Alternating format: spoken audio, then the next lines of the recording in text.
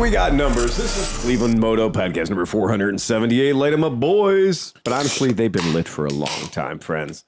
So tonight's podcast, well, what do we have? We've got a bunch of men in their 50s sitting around talking about motorcycles and their health. Eating beanie weenies. We legitimately are. We are the it's kind of higher class beanie that we make fun of. Thank you for making me 10 years younger than I am. Dan, I'm trying to But okay, so let's talk about who's not here and who has excuses. So Pete's not here. Pete's not here. But he's doing the 300, the Skid Mark 300. Skid Mark 300. So he's excused. That's a proper perfectly reason. good excuse. Right? Where's Chris? Smith? He'll be here. Is he? That's so funny. All right. And to my left. Dan Kromke. And to his left. Steve Sleepy. And to his left. Johnny Mac. And behind the bar. Tom Pennington. And your humble narrator, Phil Waters. Hey, so today I have to say I had one of the best experiences I've had in years with a customer. I met a fella today who, but did I tell you? I met this guy on Facebook Marketplace. Not too Usually bad. it's Craigslist back page. But Yeah, right. Does that make it all worth it? I think it does. I think it does because after years and years and years of torture and pain and suffering with Facebook Marketplace, I've had this little Mitsubishi car that was just been attached to me like, a millstone around my neck for many, many, many years. I thought it was cute. I thought it was cool. Every time I take it to a car show, everyone says how cute and cool it is, but nobody ever pulled their wallet out. And I dropped the price and dropped the price and dropped the price to the point where it was legitimately short money, where the money I'd spent on it and the money I'd put into it was starting to eclipse the money I was asking for it. And I got nervous because I don't usually lose on a deal. Well, the right guy said, yeah, will you take a trade? And I said, always, yes, tell me what you have to trade. Mm-hmm. Usually it's awful. However, this guy said, I've got a 96 Previa. And it's special. And it was special. And it is special. And he loves it. And he's super attentive. Like he's a super duper detailer guy. He seemed very humble. He is, right? So stay humble's on the back window. Oh, yeah. Can we say it's not just on the back window? No, it's the back window. Yeah. This guy's taken the use of sticker to a whole might get pulled over level. for that. Yeah, for not having a back window anymore. That might be obstruction. And yeah. is that a monkey? It is a monkey with headphones on. Yeah, yeah. It's a monkey with headphones on. And it looks just like one of those monkeys from the Hippity Hoppity videos, right? Yeah. So the guys, Is that right-hand drive or left-hand? No, drive? this is an American car. It's an American It's left-hand drive. I've been getting in it on the wrong side all day. The curse has bit me in the ass. To me, if I walk up to an egg-shaped van, I automatically get in on the right-hand side, and there's no steering wheel there. So he showed up. The thing's got 166,000 miles on it. It's new. For a Previa, yeah. That's just getting there. So did you have to, so you got more seats out of the deal. I got all kinds of seats out of it. Yeah. This thing seats 6 or 27. yeah, you're right. Yeah. It seats 7 comfortably, right? And I went from being a little shoe that I had that was a 660 motor, which is like a person in the front, 2 people in the front, and don't drive over anything bigger than a quarter, right? Because it slammed violently.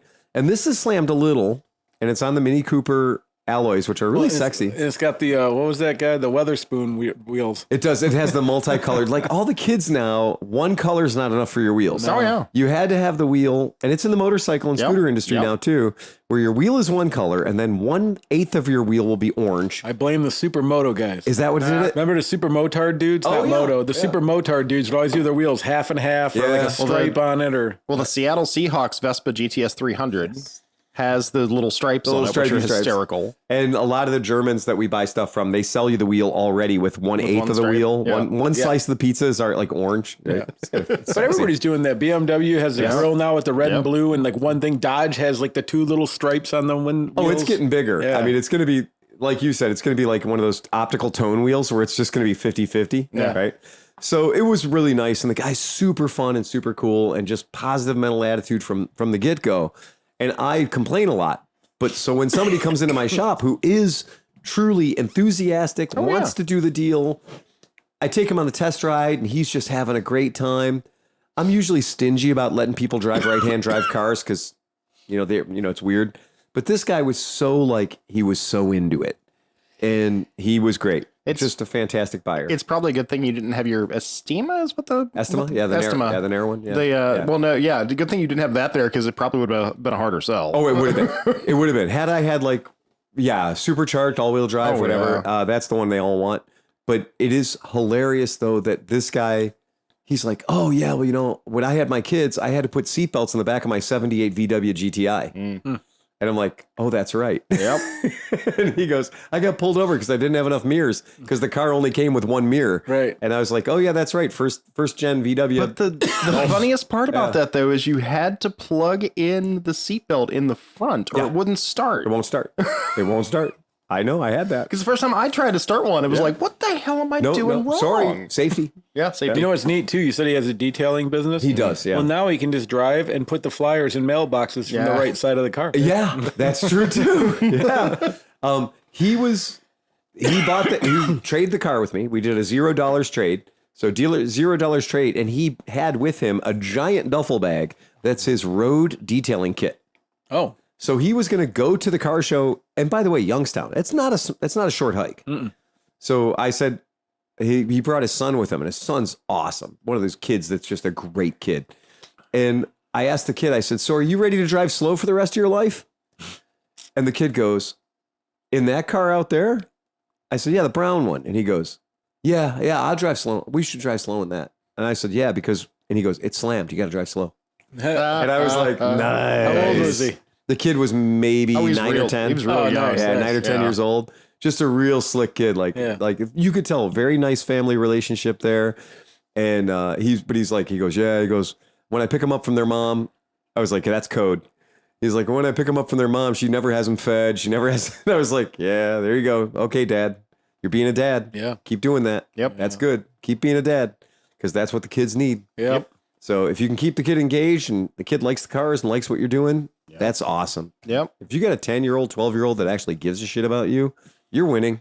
Mm-hmm. When I see Piper, like, oh yeah, like Piper is one of those ones you're just like, she's become a young woman, and you're like, yeah, there's a lot of John's influence there about like her just being very cool around people and being willing to be like, okay, well, this is a weird situation, but I'm rolling with it. Well, that was the thing about Mid-Ohio this year is we had so many kids rolling in that were just now, come on in, part of the family. And now B's showing up at every event. Yeah. You know, last night, I since we didn't have the podcast last night, I was able to go and I took her to her barn because she does Friday night barn stuff. Yeah. So now that she's 10 and a half, she is technically allowed to be there by herself with her little girlfriends and stuff, but there's always a mom or somebody, you know what I'm saying? I'm just saying that's cool. Yeah. A little autonomy. So she was like, Dad, can you drop me off and then come back later? Like maybe come back at like 9:30. And I was like, how about 9? Okay. All right. So I got there at 8:45.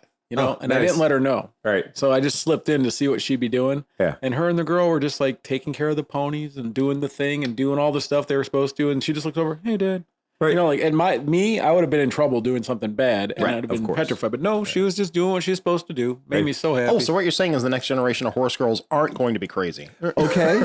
And last night at the Circle Jerks and the Descendants show, seeing all these young teenage kids crowd surfing with their parents in the audience, right? Because I never thought any modern 14, 15, 16-year-old kid today would be into the Descendants or into the Circle Jerks. You know why? Because it's been almost 2 generations of kids. So now it's the classic enough that's the classic. When we were in high school, we were into the Doors and Led Zeppelin. Now, some people never grew out of that, but see, you guys lucked this out. is kind of the same thing. Last night, I went to go to the show and somebody gave me our thing. I got to a room. There was 12 guys in a circle in a dark room with little slappy noises. I'm like, this can't be the wrong building. Yeah. So, Piper and I share a YouTube music account. Yeah.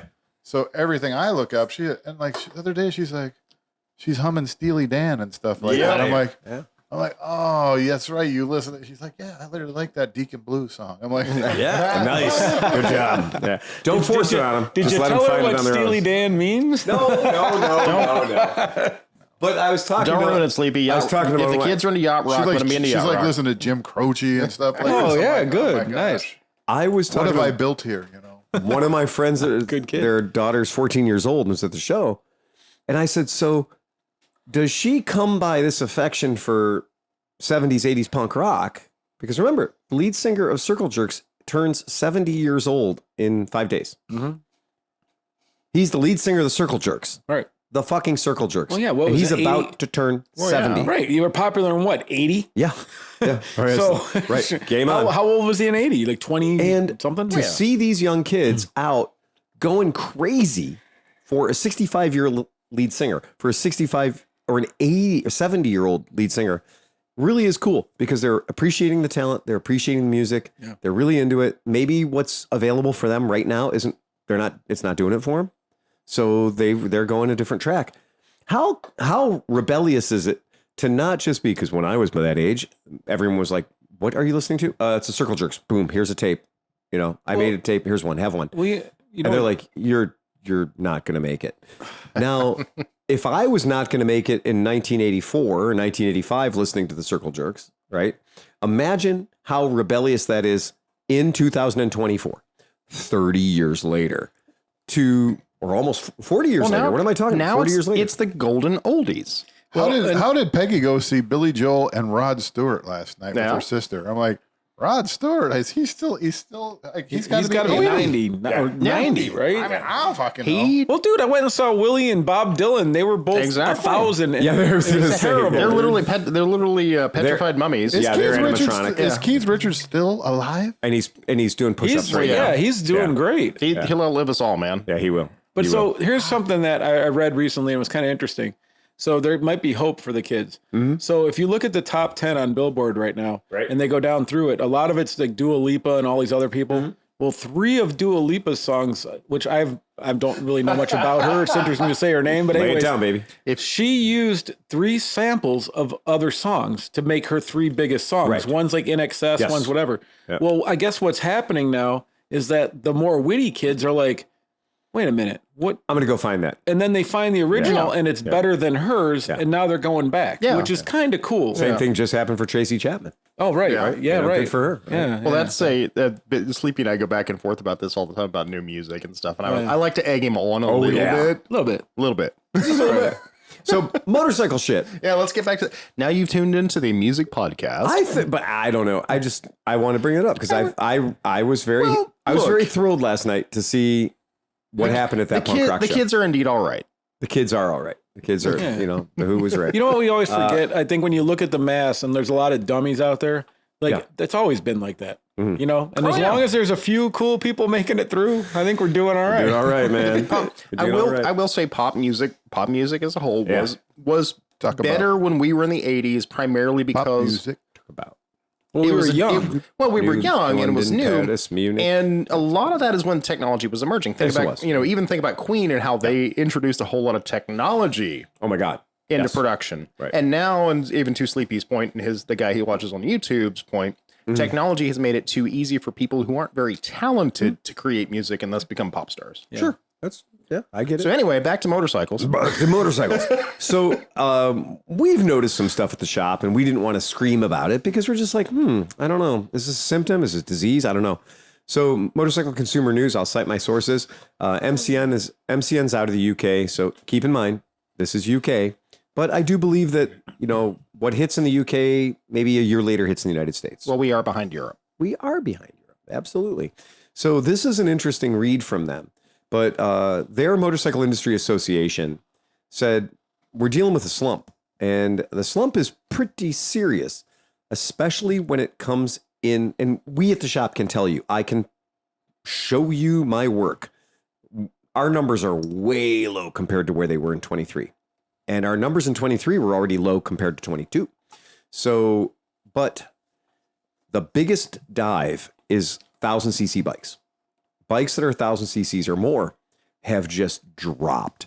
And the number that kills me is they're over 23% drop in sales. Now, that is more than people can give it credit for. I promise you, that is a huge, huge loss of sales. But okay, Go ahead. Are they taking this into account? Yep. So within the last year or two, they came out with like a whole new line of 700, 800cc fucking adventure bikes. They came out with a whole bunch of 400 and 500, the things that people have wanted. So for the last 10 years, you couldn't get an Africa Twin that was under 1,000 cc's. But now you can get a 750. You can get it, whatever. So like they made them available. So of course you're going to lose some of the And 1,000. now my question is, because we jumped to that point. Yeah. Are we buying 500, 600, 750s, and 900s because the companies are making them? Or do we really want to take a step away from a 1000cc machine and slide into a 750? Is it cart before the horse? Like, are we responding to the marketing department? Are we responding to the manufacturers? Or is it that maybe the economies of the whole planet are a little softer than they were, and maybe we don't have the bucks deluxe to go, the new GS is a 1300? Well, by God, that sounds like 100 cc's more. But the thing I think you have to, so another thing you got to look at is that, a 750 and a 600 now, the difference in performance is not that different from a 1000. Like, you're not going to get the 180 mile an hours, but you're going to get the 0 to 60 within a half a second of the big bike. I had a little bit of a peek in the back of my head, thinking about this and about why sales of 1000cc liter bikes are sagging. And so I pulled up the YZF-R1. Common 1000cc bike's been for sale for freaking ever. Right. What's the MSRP? Oh, 12, 13? $18,400. For what? An R1. YZF-R1. Yeah, and then the carbon one's 26. Yeah, that hurts. So, but it depends. So if you any of the RR bikes, my take on this was like, people want the $3,000 bike over the $13,000 well, bike. and that's the other thing though too. So if you take away the adventure bikes, which they're always been expensive, but sport bikes, I think the companies realize that a budget 1000cc bike doesn't make sense. No. I think Suzuki is one of the holdouts that you can still get like a shitty Gixxer 1000 for like $1,500 or $15,000. GSXR 1000. $15,849 plus destination plus freight. Right, but that's not like the Honda, the RR, the Pirate bike is $26. And when you start looking at lower CC bikes, you can still buy a good 300 to 750 in the under $7,000 to $8,000 And I think one of the biggest gaps for that is when you see the bikes in a lot of the companies, your leader class, your 1000cc's and up, are going to be made in Japan, made in Germany, made in Austria. And then everything else is going to be made in Thailand or somewhere else. So you lose the $30 per hour and you go to $3 per hour. And that gives them the ability to price that bike a hell of a lot lower. And the alternate to that, which you hit on several podcasts ago, is what happens when you walk into a showroom as an 18 to 25-year-old kid, under 30-year-old kid, and says, I want to buy the 1000cc bike at $20,000. Your insurance is going to be, well, okay, cool. We're going to cover you for $40,000. You just can't do it. You literally cannot fucking do it. Yeah. There's no way that you can make those numbers work. Yeah. So this is one that blew me away. In their market, England, number one seller in England, not surprisingly, Honda. Yep. Okay. No, that's not shocking. Right. SH150i. Yeah, that's right. It's not shocking that Honda holds the number one slot. Number two slot. Kawasaki. Yamaha. Okay. Number two slot. I was thinking Yamaha. I should have said it. Number three slot. Versys and stuff. Number three slot. Anyone? CF Moto. Anyone? No, it's Kawasaki. It's Triumph. Really? Yep, it's Triumph. Right. So it's Triumph. That's interesting. And BMW is now in 4, which means that the other fellows we didn't name, Kawasaki and Suzuki, are coming in behind that. Yeah. Okay. So that's pretty slow. And I like what they say. They say their Triumph's strong performance can be attributed to the massive sales of the Speed 400. Yep. Because if you're selling a shit ton of your cheapest bike, you're still selling a shit ton of bikes. And that's the same thing I was going to ask. Is the bestseller for BMW the 310? I wonder it might be. So check this out. That Triumph, that 400, right? So I was at that Willie concert with a bunch of people I didn't know. I only know the one guy. He invited me, and so I'm in this group. So I'm just talking to people, and he must have told them about motorcycles or me. And so this guy was asking me questions. And this dude that hadn't ridden in 30 years goes, "Did you hear about that Triumph 400?" Like he knew more about contagious. that bike. Like that's for some reason that bike has struck a nerve with people that haven't ridden in a long time. I really want one. There you go. And it's going to be really easy to buy one. It will happen eventually. Well, it's I see you're on that bike in 18 months. It's going to be just like sounds about right. It's going 18 months. It's going to be just like the Bonneville when the T100 came back out. Everybody bought one, and then 6 to 8 months later, they went, you know what? I want something a little bit different. A little different. Yep. And I don't want to say they're going to flood the used market, but they're going to be very, very available. Yep. The number one selling 1000cc plus machine in England. BMW R1300 GS. Yeah, that is the number one selling leader class machine. I was going to say that or the Yamaha. Right? So yeah, and it is not. It is not the best selling, because actually the best selling went to the Royal Enfield Himalayan 450. So I mean, but it's just, again, now we're getting into micro columns. Now we're getting to like, oh, it's an ADV bike. So, you know, an ADV 450 versus an ADV 1300. Right. Yeah, you're going to sell more of the 450 just because. Well, yeah, but that's again, that's the big question though: is who's buying the thousand plus? Absolutely. And what are they buying in the 1,000 plus? Absolutely. And when you're looking at the 1300 GS, you're not talking about an 18-year-old kid. Yeah. Oh yeah. You're definitely not. And so I was really, really impressed by that. I thought that was a good stat, because we've seen that too. There's so much enthusiasm for the middleweights. The middleweights right now are hitting harder than they ever hit before. And that's good, because 8 years ago on this podcast, we were talking about like, yeah, there isn't a good 400 out there. Yeah. Like there just isn't a good 400 to buy. And now we're overrun with them. We have a plethora. We do. We have ein plethora. In other interesting news, KTM, we've been talking about KTM's foray into Chinese manufacturing, right? We've been talking about all that. Well, here's the weird thing. KTM's taking it in the ass, for lack of a better term.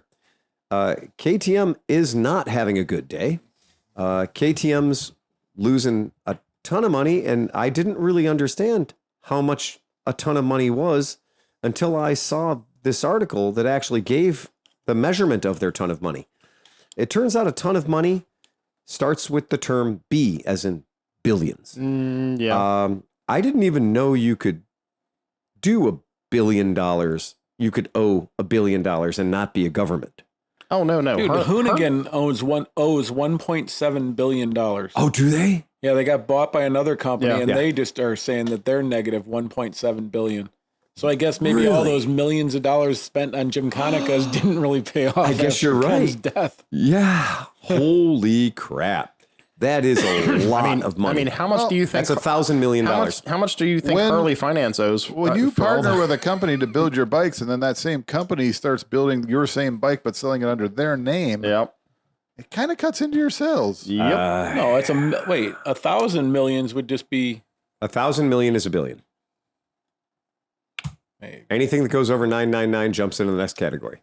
So what's the one thing we learned about the Chinese 20 years ago when they started building Honda scooters?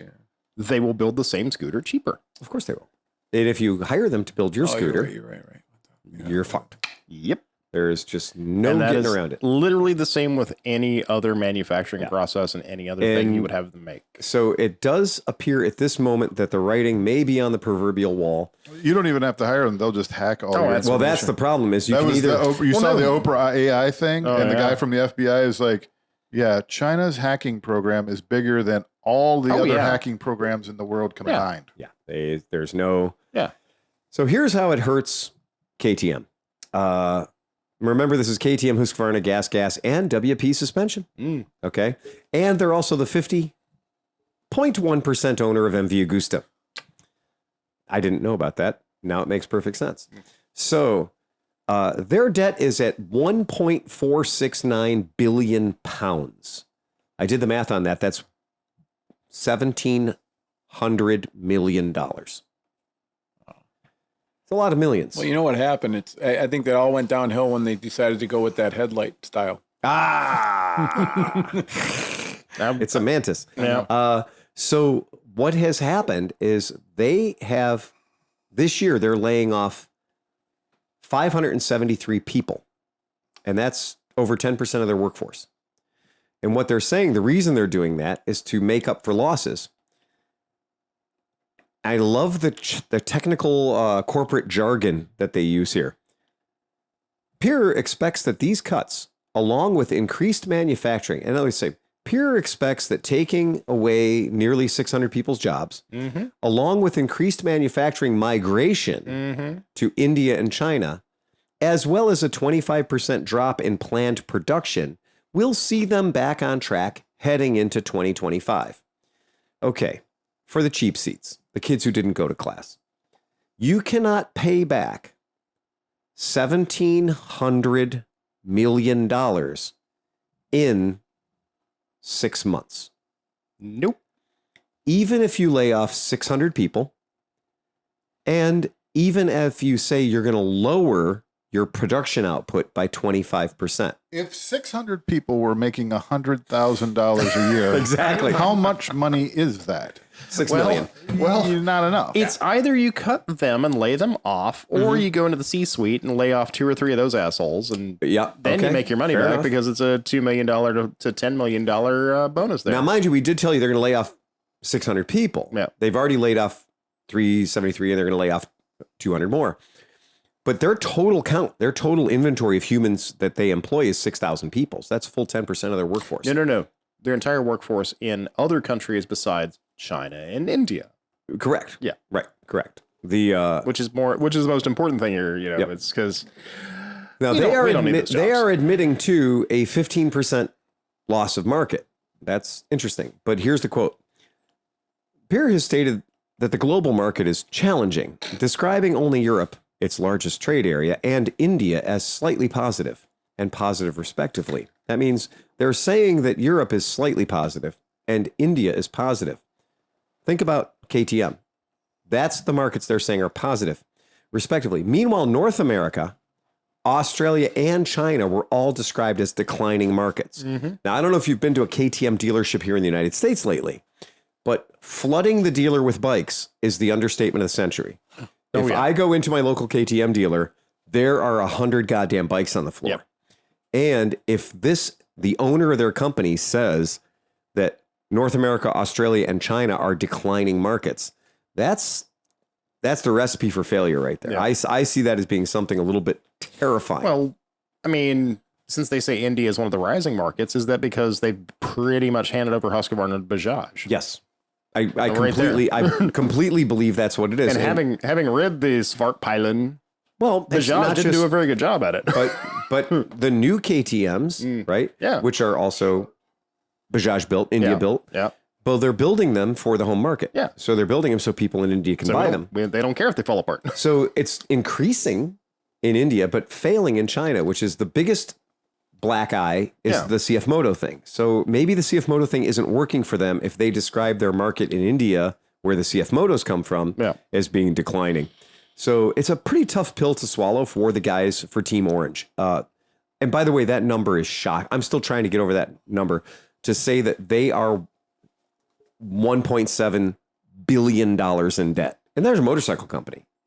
Yeah. You know, they're not JP Morgan Chase. Yeah. Right. Are they just trying to like take a bunch of debt off the book, like just like file bankruptcy this year and like, you know, wipe it out? Like they're just like, we're going to put this, we're going to do that, we're going to spend all this money, and then we're going to say we're do a chapter 13 and reorganize? Yeah.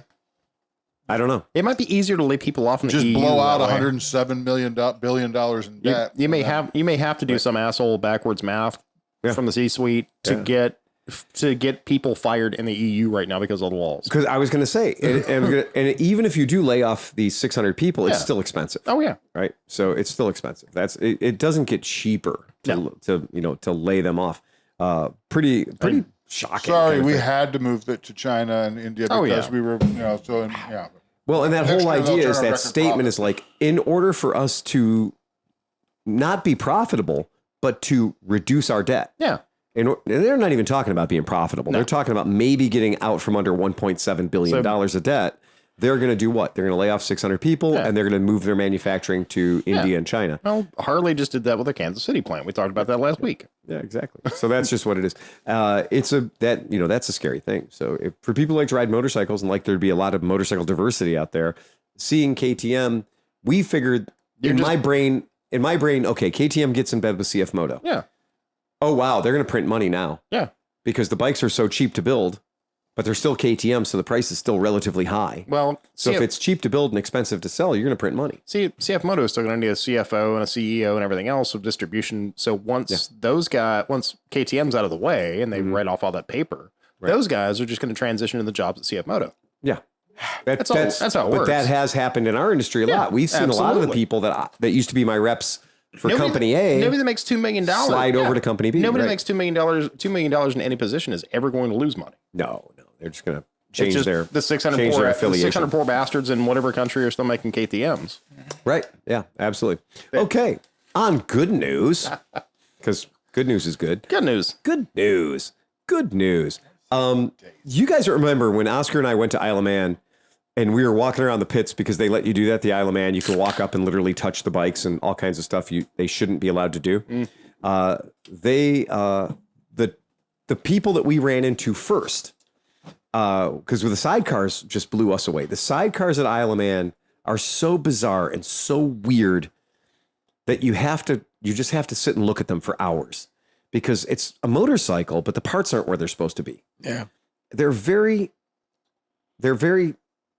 interesting. Probably the same like when I went and saw the Arma stuff, except for their, because like basically they get the new ones and then they send the old ones over here. Yeah, but you're not kidding, man. When they take that fiberglass shell off, there's like angle iron welded to shit with springs in between stuff. It's the steering alone is like there's U-joints and buckles and all kinds of stuff going on. And when you see that bike in the picture, the bike is less than 12 inches tall. Yeah. Right? Less than 13 inches tall.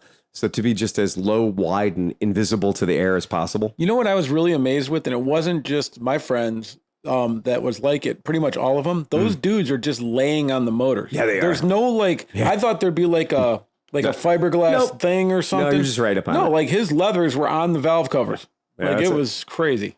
It's absolutely. We ran into these guys and we didn't know who they were because it's hard to tell. There's these trailers set up and there's a tent set up and there's just all kinds of work going on and people are just feverishly throwing wrenches around. And so Oscar and I are and you're standing on the machine, basically. You're right there. And so Oscar and I are checking out to get the body work off and we're looking at everything. And the fella sitting on the bike there, the ginger, Ben comes up and he goes, "Hey." And I was wearing a Zero shirt, Zero hoodie. And he goes, "You with Zero Motorcycles?" I said, I am with Zero Motorcycles. And I said, "I'm a dealer in Cleveland." "Oh man, yeah, this is really cool. We're trying to do a electric rig right now." And he took way too much time to be nice to us. And then he's like, "Oh, you want to come over and see the rig?" And because people had built a courtesy wall, like human beings don't want to literally be in your way when you're trying to work on shit, unless you're coming into my shop and you're a customer. But we were giving him their space, and he goes, "No, come over here. I want to show you this cool thing that we did." Well, they build sidecars for other people, so they don't just ride the damn things; they build them for other teams. That's pretty cool, and they've won the Isle of Man several times, which means they're good at it. But when we saw their 600cc the sidecar rig, which the 600cc classes at Isle of Man, you're doing more with a lot less. Yeah. Let alone dragging around your brother in a sidecar rig with car tires, right? Yeah. Everything, the work that motor has to do goes up dramatically. It's not just dragging around a 260-pound sport bike anymore with a 125-pound trained chimp. No. Now it's working real hard. These guys were super fucking nice. And at some point, Oscar and I said, "Okay, this is awkward. We need to go. We've taken up way too much of their time. They have a race to do tomorrow morning at 7 a.m. And I would hate to think that I kept them away from being ready for them being very kind to us. So we went away and they won. Yay. And that was cool. And they won all the classes for the sidecars too, which is great. But they have been awarded this Seagrave Trophy, which is really cool because I love the term of outstanding skill, courage, and initiative. Huh. As far as I am concerned, those terms, outstanding skill, courage, and initiative, that is something the British give fucking trophies for. And a trophy that's been given for a very, very long time. I think that's cool. I think that's neat. It doesn't necessarily mean that you won the most races. It doesn't necessarily mean that you created the most funky thing. But I love the idea of that sidecar racing, especially around the Isle of Man, is also the epitome of teamwork. Watching Ben and Tom around the TT course, you see how they work together to extract the most out of their machine. I salute their skill and bravery. Yeah. And I that kind of for me is that ultimately concise nutshell moment where you can wrap it all up. You see that race, you see what they're doing. It's terrifying. We are terrified. They've given this award to John McGuinness. They've given this award to Joey Dunlop, Barry Sheen, Mike Halewood, John Surtees, Jeff Duke have all gotten this award. What these guys are doing is a whole other level of terrifying beyond what the normal Isle of Man level of terrifying is. They're doing it wider than everyone else. They're doing it as a team where you lose the guy in the back, you lose the guy in the front. The guy in the back screws up, you're fucked. Both people have to completely nail it every single time. They have to have a instant communication on a telepathic level with each other, or it all goes to hell. You'd have to almost be like brothers. A lot of them are. And if they're not, they're married, right? So if you're married brothers, that's the best combination you could ever possibly be. possibly Can you imagine being that intimate without like really liking the other person? Dude, I'm going to climb on your back and I spent a lot of time in an M1A1 tank with 3 other guys. And on one tank I was on, I didn't like any of the other 3 guys. So you're forced to be there, kind of. Yes, you are. This is not so much. No, this is... Yeah. In order for us to do this better, Steve, I'm going to have to cup your balls. Yeah, that's pretty much. And you're like, if it gets us a half a second, do it, baby. Yeah. If that's the grip you need to hold on, then just go for it. Steve, it would be better if we put a handle right here. Yeah. Well, Phil, that's where my dick goes. Yeah. I didn't ask. I'm just saying that's where the handle needs to go, Steve. You need to chub it up. I need something to grab on. So I'm going to give you these 2 Viagra before every race.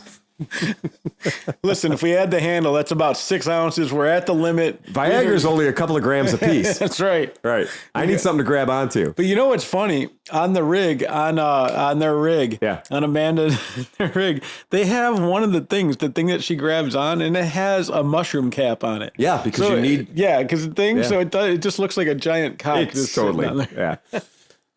Yeah, the mushroom cap's on there just to make sure it doesn't go in so easy. Yeah, right. And if it does, you get a nice seal. Extra grip. Right. Extra grip. Yeah.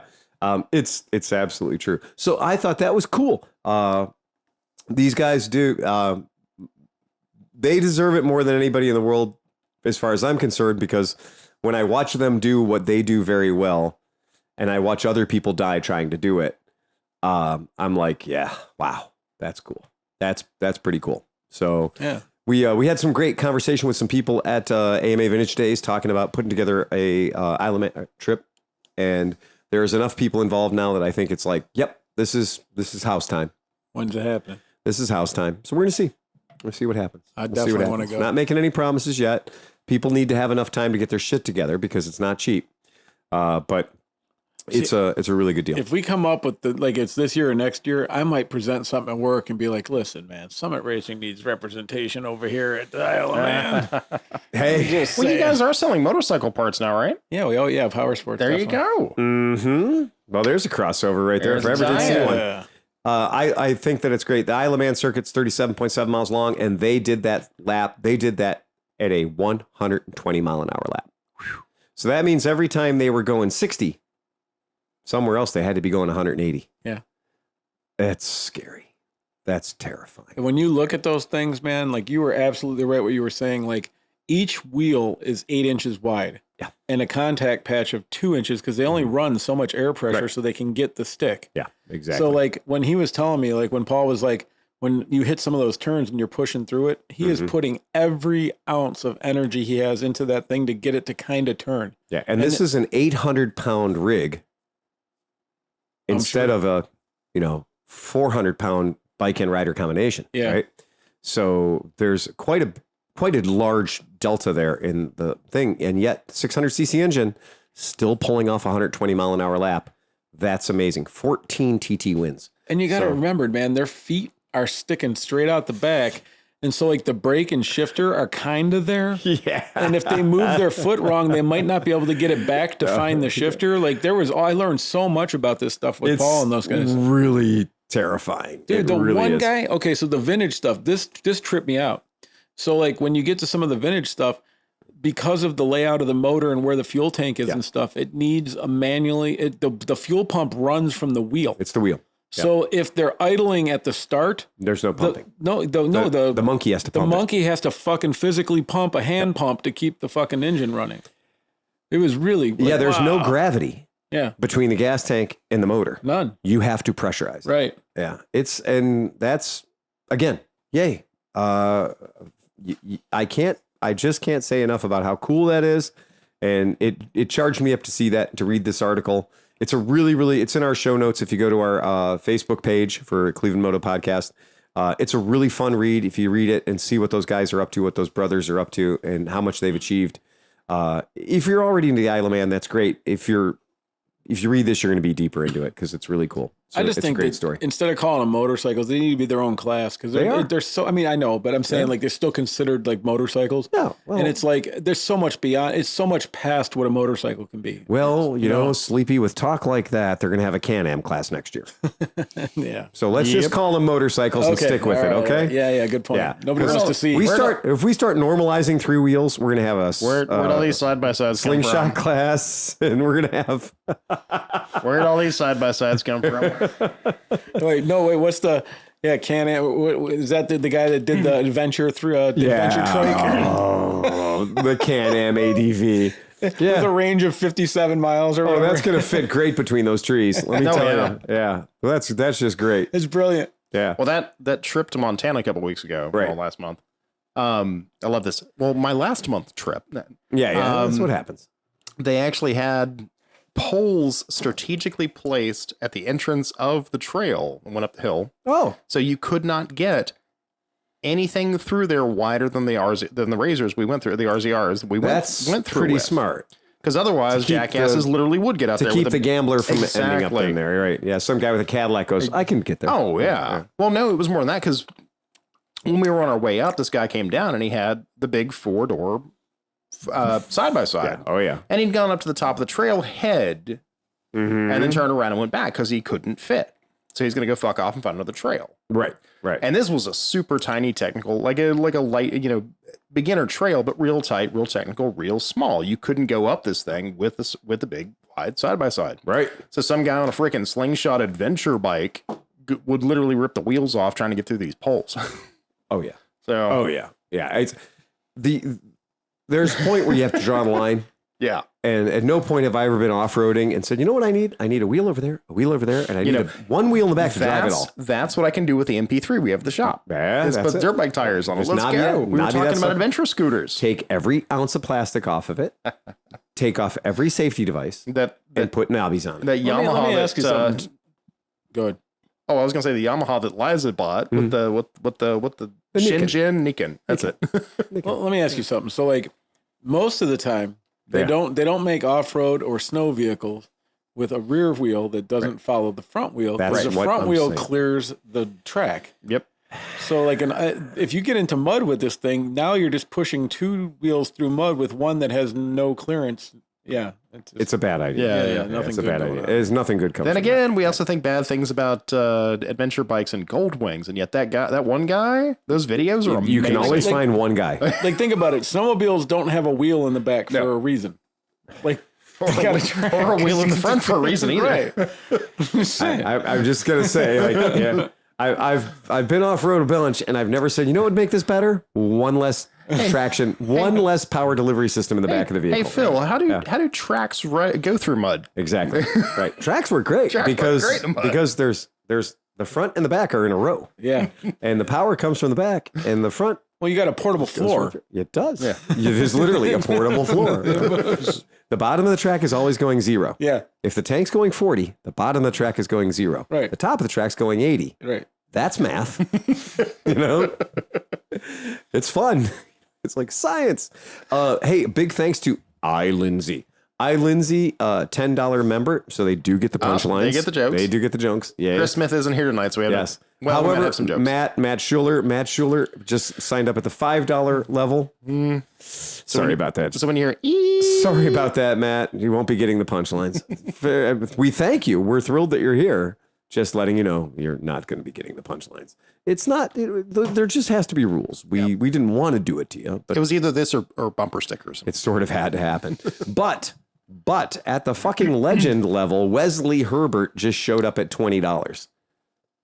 Wow, yeah, that is cool, man. I hope we give you your $20 worth of entertainment this month. I think really Wesley was the guy I was talking to. I think we were going back and forth in email, and he told me about a little escapade he had a couple weeks ago. Oh, really? Yeah. Oh. He said he went to a bar, and he was sitting there, and this woman came up, and she said, "Hey, are you sitting here alone?" And Wesley said, "Yeah, man, I'm totally alone." She said, "Well, you're a fine-looking guy." And he looked over. She was about 65 years old, but she was very attractive. Yeah. So Wesley said, "You know what? I'm just going to roll with this." And he said, let me buy you a drink. She's like, "That sounds great." So they sit there and they start having a drink and talking. And the woman looks over at Wesley and she says, "You ever have a generational sandwich?" And he said, "I don't know what you're talking about." She goes, "Well, you're gonna tonight. You're gonna come home with me. And you ever have a mother and daughter?" And so he looked back at her and he couldn't imagine how hot her daughter must be. Yeah, because this woman's 65 and she's pretty good looking, right? All right. So they leave and off the way they go and they get to her house and they get to the door and she pours him a drink and they're hanging out and he's kind of looking around for the daughter, getting kind of excited. Right. She's like, "You look like you're ready to go." He's like, "Yeah." She goes, "Come on, let's go upstairs." He's like, "Hell yeah." And now his brain's rattling like, "Oh, what's this woman going to look like? You know, like I can't wait." So as they're walking up the steps, the woman yells up, "Hey, Mom, put your teeth in. I got another one for you." Dude, that's not Is it even supposed nice. to be take your teeth out? Yeah, right. Well, his company's over. Take it either way. Oh, man. Oh, that's violent. But he enjoyed himself. So, hey, So That's rotten. that's your $20 punchline. there you go. I think that was well earned. That was well Yeah, I think earned. that was well earned. If you had to suffer through that, that's pretty cool. I'm not Chris Smith. What do you want? Okay, right. So, not that long ago, John McElfresh produced a rather impressive looking boner for a particular Honda motorcycle. And we kind of all thought that the idea of We a talked C- about that was only on the OnlyFans. a new CB, that's at the $25 level. We thought that the idea of a new Honda CB350, GB350 was a really good idea. Like, generally speaking, good idea. And with John's recent weight loss, he was swinging that dick around for that. He had a little Honda quite extra, bit. yeah, he had a little So extra range on that thing. Contact us at the $25 level. You will get the link. The link to the John McElfresh John Patreon page. McElfresh OnlyFans page. I don't know. OnlyFans. You could see the picture of this. It just, I don't know why they made it look so much like a Royal Enfield. And not just any Royal Enfield, but the Royal Enfield C5 that we sold I a know lot that's of. that's its competitor in its home market. So Now yeah, let's do this the right way. Sure. That actually looks more like the bike that the Royal Enfield is based off of, which would be the typical mid 50s, early 60s NSU, Jawa, those kinds of maybe the early big German fenders make bikes. sense though. You know, when you're They, riding on dirt to roads. me, that bike looks great. I wish they had flared the fenders instead of bringing them straight down like they did with even the early Dreams. So wait, is this what 350 is this? Okay, this is the GB350 It's a from Highness. Honda. It's the It's HNS. the HNS. Exactly. But it's This is the Asians HNS. with different fenders. It Yeah, is right? Okay. because in their good thinking, they offer it more than one way. So the bike that we were very excited about was the GB350S. Yep. Right? The GB350S, and I'll pull one up for you guys so you can see it and kind of go, oh yeah. It is very pretty. It's I a want the good look. GB350 SS. Yes, John would like one extra S. John's pretty certain he needs one more S. And it's really funny Super because Sport. I'll take this right there. That and the blue. I'd even take it in the blue. Right. it's a I good like looking that one. bike. We know where you'd take. That's true, but Although they put that's black on the hand OnlyFans. grips and brown seats. They got to fix they got Well, the color and- scheme's a little weird. Yeah, right. I like the color though. You put some fucking orange yeah. stickers on it and the Golf livery. It'd be set. Yeah, you did, and that is another thing too. So I'm going to go ahead and pull this up so we can see this real quick, so you guys can see it at home too.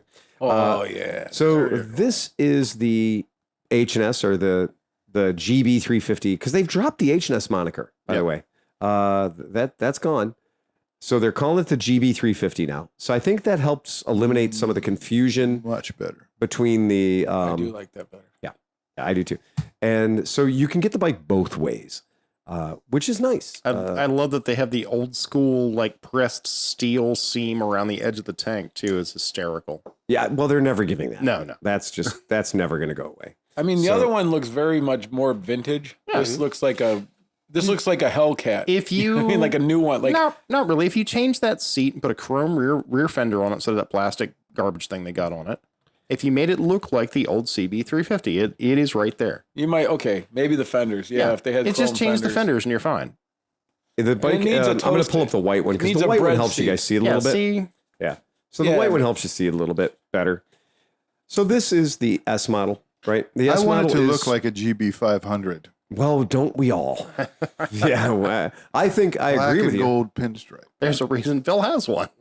I don't know why they couldn't have just put a bread loaf seat on it, a loaf of bread seat. I have answers for all those statements. There you go. It's cheaper this way. Yep. Really? I think it is. So I think that's a seat that Honda probably has part number for already. Well, I think those cast alloy wheels are probably from China. I think that Same wheels that are on like a Rebel 500 or something. I think that this bike is a, hey, let's sell these for $46.99 and still make a buck. Okay. and on top of that, you can sell a bread loaf or a cafe racer seat out of the catalog for $300 to $500, right. And the rubes will buy it all day long. Right. Yeah, you know there's going to have to be an aftermarket catalog. And there's going to be a British Racing green version tank and side panel. Yeah, Steve. There McQueen will be a set Steve. up, Right. Well, whoever Honda uses. Because the first thing Triumph did was when they brought out the new Bonneville was they brought out the Bonneville catalog. Right. And you could buy a new Bonneville for $7,000, and then you can buy all the accessories for another $7,000.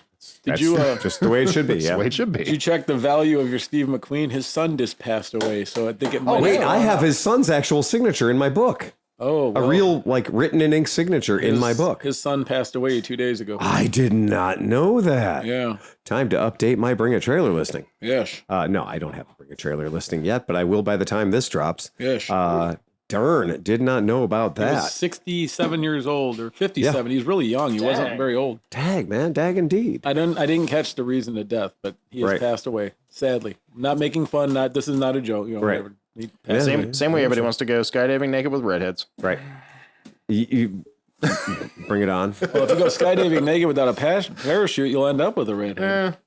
Yeah, so it is absolutely right that if you look at the Royal Enfield, what they call their G2, that G2 is what they're capping on. It's funny that everybody's talking about that bike, the Royal Enfield 300, that's not a Meteor, as hearkening back to their original G2 bike. But yeah, so they're very similar. They're goddamn identical. Well, how much does the Triumph 400 cost compared to this?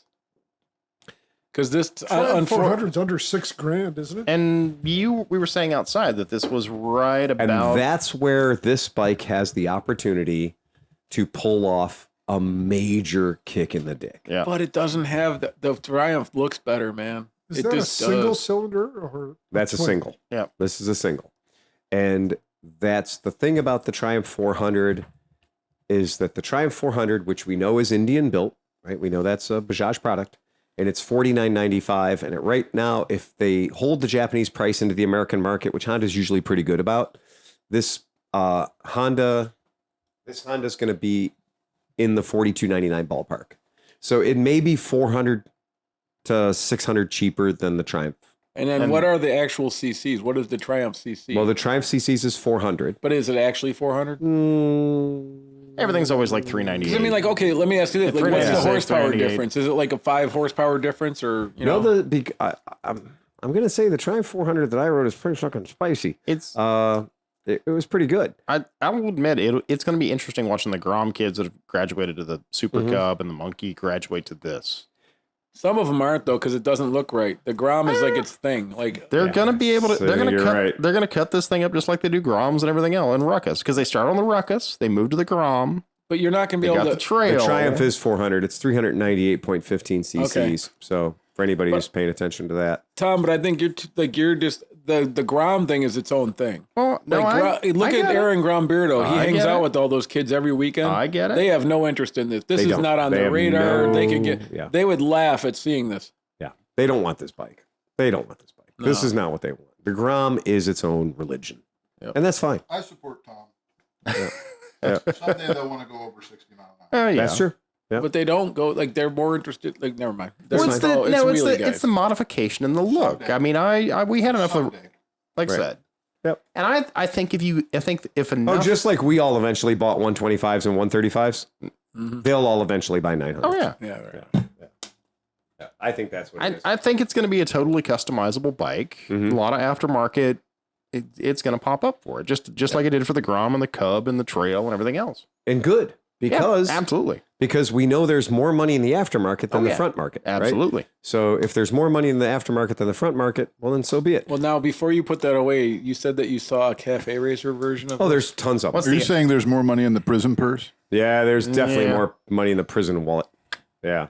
Yeah, I think the RS and stuff has the Cafe Racer. Now, what if MASH or Genuine brings in more of the G104C with all the different variants that they have in Europe? It's almost like I've been asking them to do that for the past 7 years. I know, right? If they would have had the fucking Cafe Racer version here of the MASH, of the Genuine one, they would have sold like us 10 years ago? If they or had, even a few years ago. If they had signed on to be PGO USA, it would have been a whole lot better than the stuff they're doing now.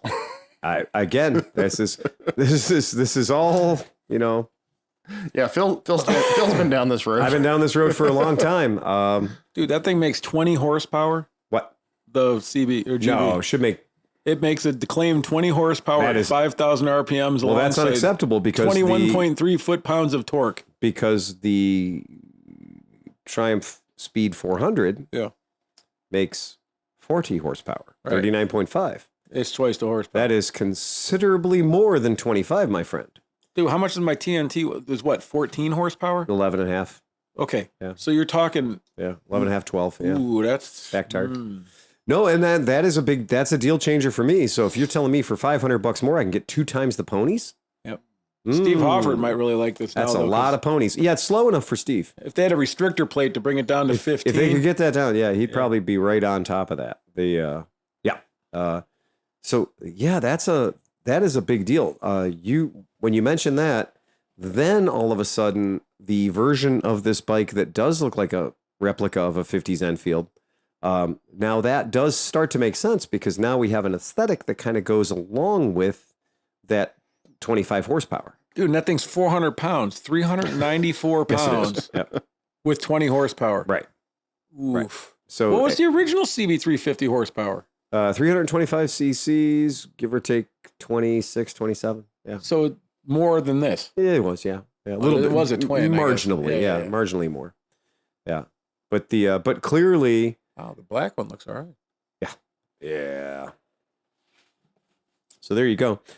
So this is, they obviously did, so for the classic model, they're just doing the deeply valanced fenders. They're doing the pea shooter exhaust. That's what they're doing. I love they call the color puco blue. The Asian, I'm sure that word means something in Japanese, probably puko blue, puko. I get it. That's cool. But it is a cool color. I like the color. I do. Yeah. The front fender with the overriders on the front forks, that is one of those things that is either, when we first started selling Royal Enfields, I was like, yeah, man, those overriders, those sliders on the front forks, they look so cool. And now I am sick of them. I get it. I know what it does. It protects those stanchions. It keeps the dirt and grit and grime off of them. But now to me, every time I see that, I get PTSD from a Royal Enfield C5. Yep. I get Royal Enfield PTSD. It's like I see that and I can feel that front wheel shaking at 75 miles an hour. Right. So this bike does look, even with the scaffolding that's holding the back fender up, it looks so much like a Royal Enfield Classic.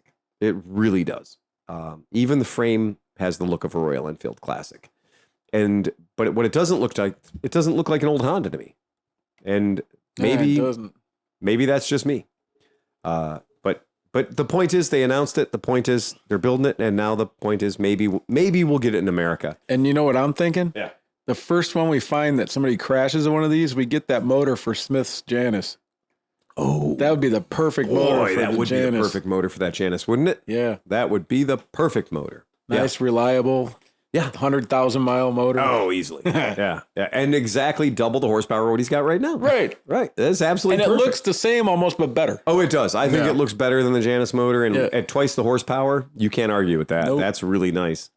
I can't figure out what's bothering me about the look of this bike. And I can't figure out if it's the cast wheels are bothering me. The cast wheels. I think it's the seat. And the those- seat makes it look not like a Honda. The problem with that bike is the cast wheels and the fenders. The fenders are wrong. The side panel is just way too big. Yeah, that too. You're right. So the side it's panel should bubbly. be a little chrome toolkit, Yeah. hot dog tin or something like that. Or right, they Honda- should have just made it look like the fucking CB350 side panel, which looks great. Well, they're doing that with the CB350S. Honda, we have Okay. notes. So they're doing that. So remember, this is the Carlos. C. So right. just remember that this is Yeah, this is the intentional. classic. I wonder if that side panel has like a spare inner tube in there and a whole toolkit. I mean, that's okay if that's what they're doing with that. Like, so if you open it up and there's a little refrigerator in there or something. What John's talking about is when we sold a lot of Royal Enfields. What shocked us always was when you bought the Royal Enfield, how many spares they gave you. I don't know of too many dealers that gave their customers the entire box of extra shit that came with every Royal Enfield. You got an entire set of cables, not a clutch cable, not a throttle cable. No. You got all of the cables. Wow. Speedo cable, clutch cable, throttle cable, all the cables. You got that in a box, in a cardboard box. You got that.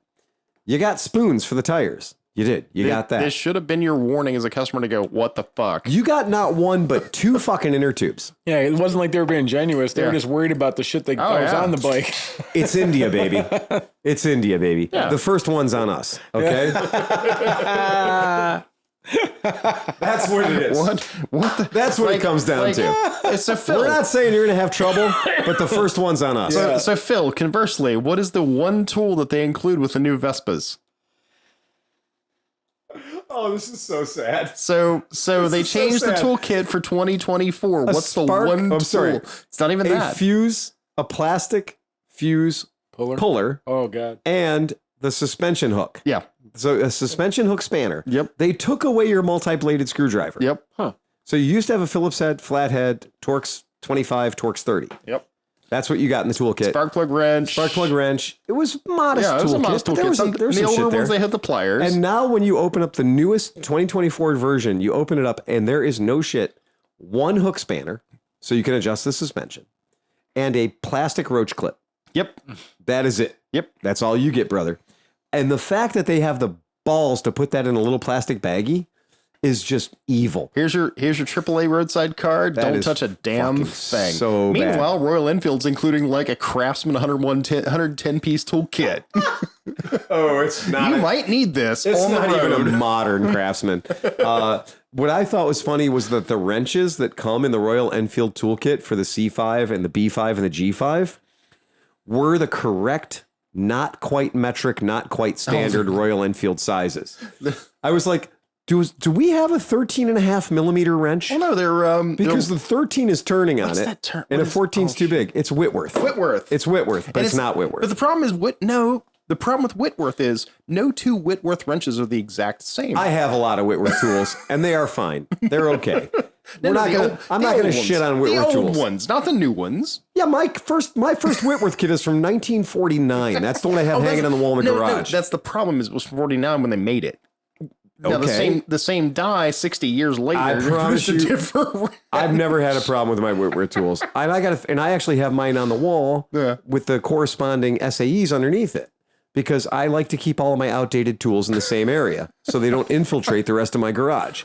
So if you go in my garage and you look up on the wall, there's all the Whitworths. You got to be at least 6'1". Yeah. You can't grab a Whitworth standing on natural ground. There's no way my wife could accidentally grab a Whitworth and ruin something, right? And then under that, we have the SAEs. That's only... Grab the Sir Walter 1.5. Exactly. and then the metrics, right? Because that's what we do. You know, you put the Whitworths up high so nobody accidentally grabs them when they're looking for a wrench. You're like, eyeball that. That looks like 7/8. It's not 7/8. It's Whitworth. It's It's Whitworth. King Henry the 18th pinky His finger. pinky dimension or something weird. Yeah. So, but the Royal Enfields, it was so frustrating because you'd be like prepping the bike using your own tools and then realizing that your own tools were rounding shit off. So you're like, fuck. So we had a set of Royal Enfield, a sacrificed Royal Enfield toolkit that we would use that sacrificed Royal. And don't get me wrong, it had a ton of tools in it. It was a heavy toolkit. Well, yeah. But we would use that. You might have to rebuild the bike by the side of the road. because we knew that when we prepped the bike that those would all fit, you know, and like it jokingly says 14 on the side of the wrench. It is not. If you put it on an E14, it'll round it right the fuck off. Huh. So it's like India just leaned into it. Yeah. India just leaned into its manufacturing standards. They were just like, yeah, well, if your wrench is out of tolerance, it's a good thing the nuts are out of tolerance too. Yeah. Right. So if we have out of tolerance nuts and we have out of tolerance wrenches, I don't see what the fucking problem is. You know? They're in India. If you want to be posh, tolerance. and they're kind of leaning into it for their public, going like every wrench that sees this thing is going to be 50 years old and way overused, right? Yeah. Should have been thrown out 30 years ago. All I know is after working on the BMW for a while, every other manufacturer, why they don't use torque bits is beyond my fucking comprehension. In the world, God. Man. I love torque bits. You know what? Yeah, I also love torque bits too, because a 20 works on a 25 and also kind of on a 30. You tell me these things after the 1400th Vespa exhaust bolt you've got to remove. That's where we have a trouble, where I have problems with torque bits, is when manufacturers say, we're going to make the transition and we're going to convert to Torx. Well, unless they go all in, right? If they don't go all in, then you got to have your JIS, you got to have this, you got to have that. I remember prepping Vespas. You need 3 sets of tools. And the worst thing is the Vespas had this horrible problem for decades where their metals don't like to play well with each other. And then wait. That's not Vespa. That's Aprilia. Oh yeah. That's Ducati. I'm sorry. I rolled this down a little bit. That's Ducati. Yeah. That's Aprilia. Yeah. And I will triple down on this. That is Ducati. Oh yeah. Ducati. You talk about non-homogeneous metals being like, well, why? We know that this metal over here is soft. We know that this metal over here is hard. Well, you should put the soft metal in the really cheap part. And you should put the hard metal in the really expensive part. But they put the really soft metal in the cheap part so that they put the soft metal in the really expensive part. So the really cheap part destroys the really expensive part every single time. I just remember working on those Vespas after like 2 or 3. I'm like, I got this. So it's a 10 here, a 12 here, this here. And then like the 4th one you'd get and it'd be completely different. Like the guy decided to use different bolts that day. Well, or they decided mid-year to go from, okay, these are all Allen heads. These are all hex caps. And now they're all Torxes. Yeah. And then they changed their mind again. And they decided, I'm sorry. Well, these are now all M6s. And these are all now M4s. Right. Or God damn it. Or the rear 2 are now Torx and the front 2 are now hex. And you're like, what the fuck are you doing? This is Italian manufacturing. Yeah. If I ever wanted to make somebody super angry, talk to a Fiat car mechanic, a guy that works at Dodge, but is forced to work on Fiats. Because a guy who works at Dodge, now that Stellantis is in the game, is super angry all the time. Like spousal abuse went way up. There's a reason why road rage usually involves Ram 1500s. Or Chargers. Right, or Chargers. Because all my mechanic friends are just like, yeah, so this was my toolkit when it was, Chevy had a, small block 350 in it. Here's my toolkit when we admitted we started talking in liters, right? And here's my toolkit now because of Fiat, Stellantis, Dodge. And I tried to do something silly like change the valve cover gasket on my wife's Fiat 500. I had, by the time I was done, I had 3 carts in front of my car. And, I use carts for everything. I had 3 carts that were completely loaded. All the shelves were loaded with all my tools because I couldn't believe the number of things I had to go through to get to it. And I was like, at one point, I needed a Crowfoot 9mm. I have a lot of tools. To have a Crowfoot 9mm, it's impossible. That is just impossible. Now, you want to hear somebody yell and scream on the other end of this line? Yeah. Book rate. Yeah, book rate. Book rate. Somebody out there right now just heard me say book rate and went, yes! Oh my God. Oh my God. Book rate. Yeah. The whole concept of, I would like to finish your job, but I need to go buy $400 of the tools. Yep. To get to your stator. Right. that's alive and well in the motorcycle industry. Yep. Because that idea of slanting a motor and pushing 2 cylinders out and making the motor super, super cheap to build they've started putting things in some pretty strange places. Well, 20 years ago, I worked on a Bimoto Manta 20 years ago, right? Which is a Ducati monster with a wood grain paneling, right? Exactly. And in order to do the stator, because Bimoto does change the frames, yes, they do. You have to drop the motor. Yes. And so my boss at the time, he calls up his friend who works at Bimoto and Ducati and says, "Do you seriously have to drop the motor to do this one thing that on a monster takes like 5 minutes? It's like right in front of you. Bolts and go." Right. Yep. And he says, "Yes, and while you've got it down, we have these 6 recalls." Yep. Exactly. No, that's not. Do it now. That's completely what and it was is. totally logical to them to do $1,500 worth of labor. Yeah. To do this one thing on like a 900cc Ducati. Well, I also like the way that in that particular generation, there were all these recalls. Yeah. But nobody ever talked about it. Yeah. I worked in a shop where we would get the notice. We'd get the TSB. We'd get the notice of a recall. And I'd be like, oh, man, this is going to kill us. We've got 18 of those bikes out there. Yep. This is a big job. This job looks like it's going to take 8 or 9 hours, and they're paying 3. We're going to lose our ass on this. And I'd be like, okay, so we better get ready. These things are going to start coming in. No, nobody knew about it. Like, it was one of those like top secret Project Blue Book things. They managed to hide these recalls all through the early 2000s. Oh yeah. That nobody knew about recalls. I don't know why my 999 doesn't charge the battery. I do. I was, it was funny that we had these big, heavy ass Moto Guzzi, 1,100 bikes that were coming in and they had broken triple clamps. Yep. It's one thing to be like, okay, the battery won't charge or whatever. But when you have a big, heavy cruiser bike and the lower triple clamp has a shatter, it's cracked. Yep. That's crazy. Then you're like, oh man, we need to deal with this. Monster frames the neckhead. Yeah. Yeah. And it's one of those deals where you're like, oh man, you start buying a used bike now. Yep.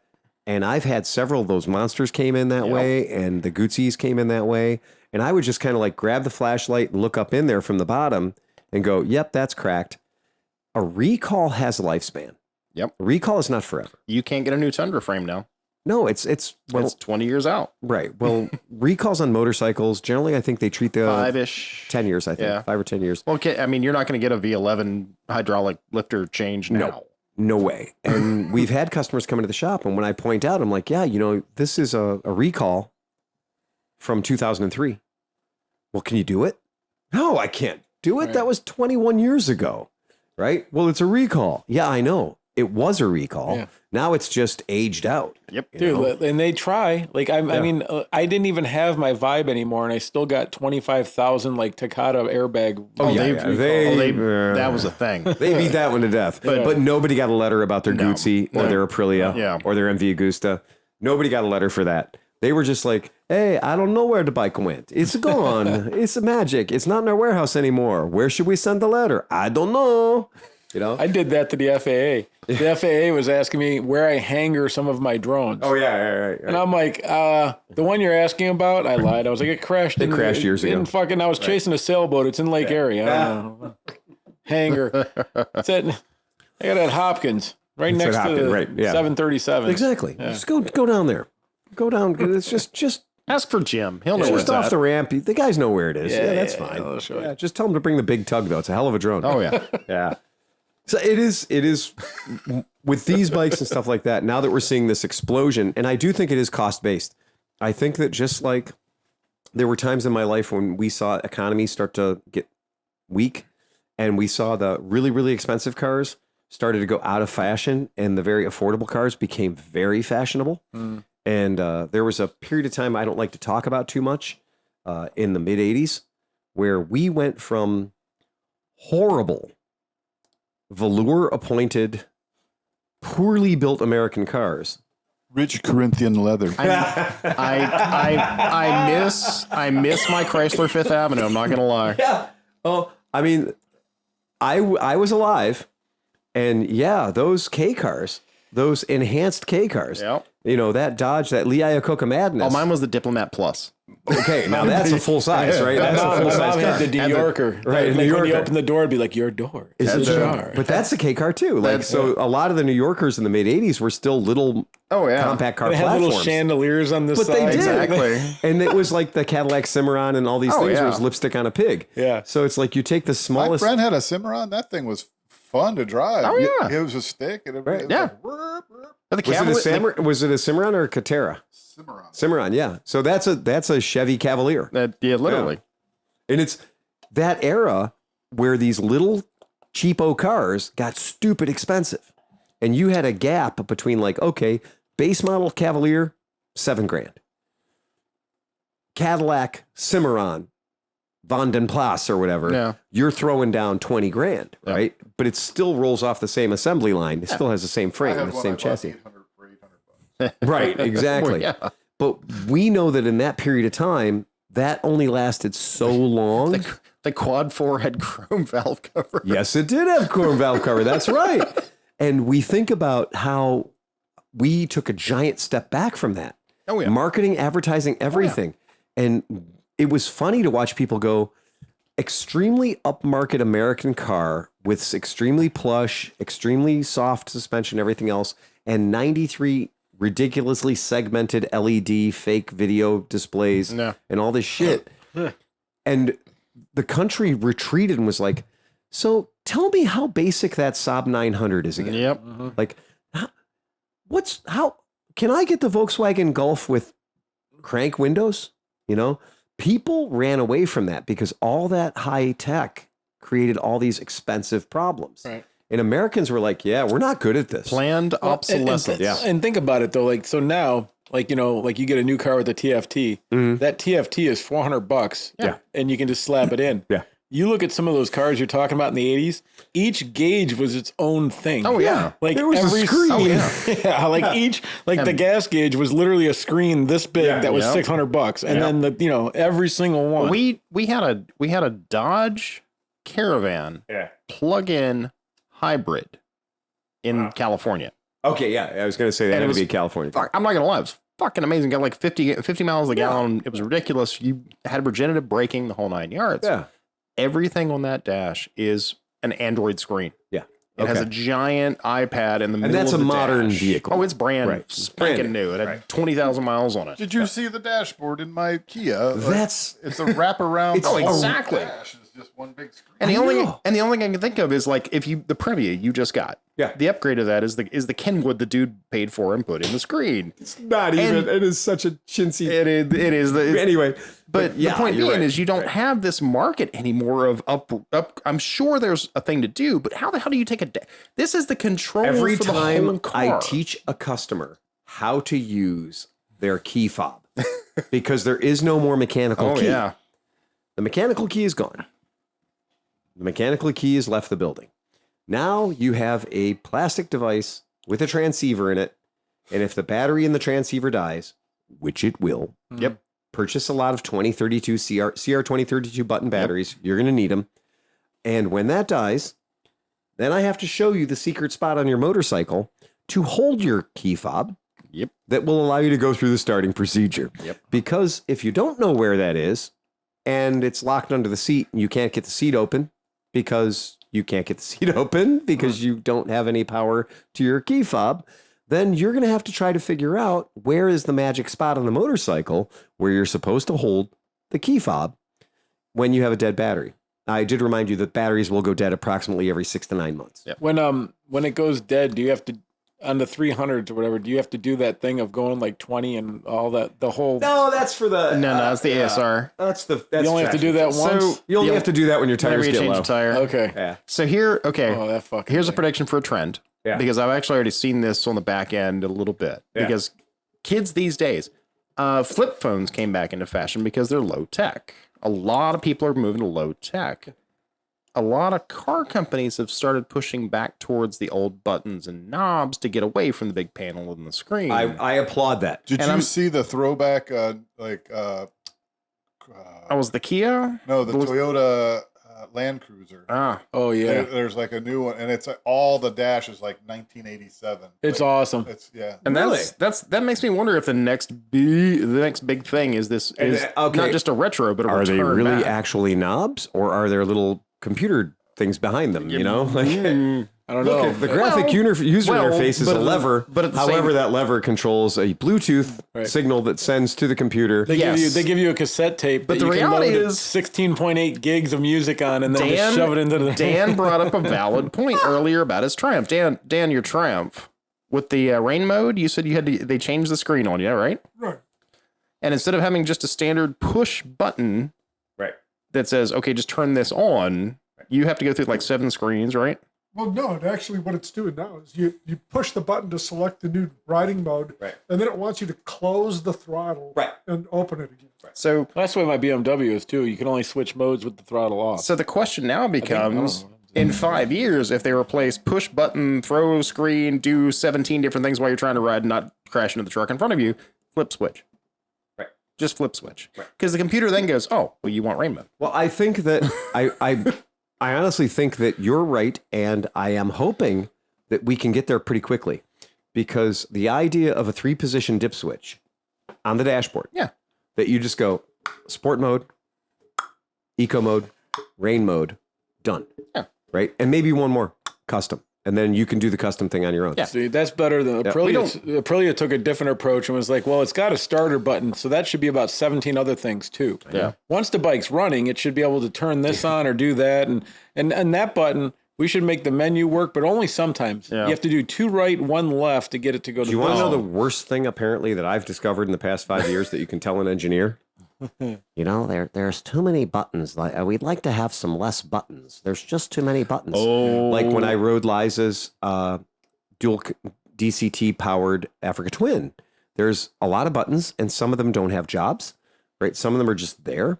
We've had a couple of bikes here, like the TRX 500, where there were some extra buttons on the controls that didn't do anything, but you could make them do things later, maybe in the future. Okay, fine. BMW has a couple of buttons on the GS that don't do anything yet, but they could do something in the future. Mm-hmm. But somebody told an engineer on a couple of bikes that I deal with, there's just too many buttons. We need to have less buttons. and so they took some buttons away. So now Tom and I have to know what a second is. Oh, yeah. Not a second, Oh, no. an actual 1/1000. Yeah, no, and that's the thing is they 2 put 1,000, 3 1,000, 4 Yep. 1,000, let go. Yep. That does one thing. Hold on. 1,000, 2,000, 3,000, 4,000, 5,000, 6,000, let go. That does something else. So they are timing the button presses to do different jobs. Yeah, the one button has 4 fucking functions with 5 different time things. If you miss it, you go to the next one that you don't want to go to. It's terrible. The BV has the worst programming dash I've ever experienced. And I hate the GTS. I'm sorry. You haven't met the Triumph yet. Oh, God. I will raise No. the Triumph 1200 against anybody's current configuration. And I tried. I'll bring the The Aprilia is bad. You try to figure out where cruise control is and let me know when you find it. Because I even tried to talk. I paid for it. I can't find it. I even tried to talk to your Triumph with the brand new thing with that the will brand talk to new- everything, and it was like, nah, I don't know what the fuck that is. I was sitting there with the manual. All I wanted was a Pepsi. All I wanted was a Pepsi. I tried for 2 dang hours. YouTube videos, everything, and the owner's manual, and the service manual. All I wanted to do was make it so that when I hooked my phone up to the USB port that is under the seat, or in my auxiliary USB port that I've run directly off the battery tender lead to my handlebars. Mhm. All I want to do is have the motorcycle acknowledge my phone, which my $30 Bluetooth headset does, and let the buttons that are already on the motorcycle, they're not real buttons, by the way, they're fake buttons. They're just buttons on a screen, buttons on a TFT screen, but it says, play music. Yes. Fast forward. Yes. Skip song. Yes. I want to do that. I want to control the volume up and down, because depending on what screen I'm on, the little array of buttons on my left or right hand does things on that screen. The screen changes, the buttons don't. Okay, fair enough.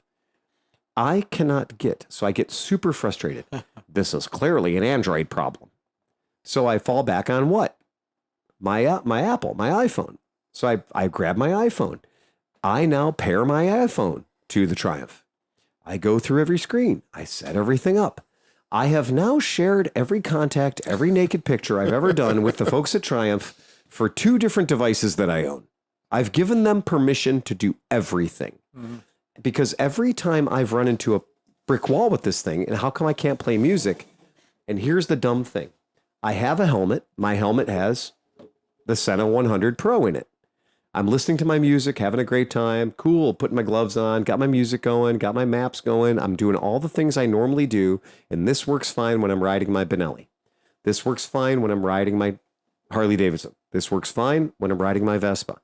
This works fine. The second I turn I'm sorry, did I say turn the key on? No, I shouldn't say turn the key on.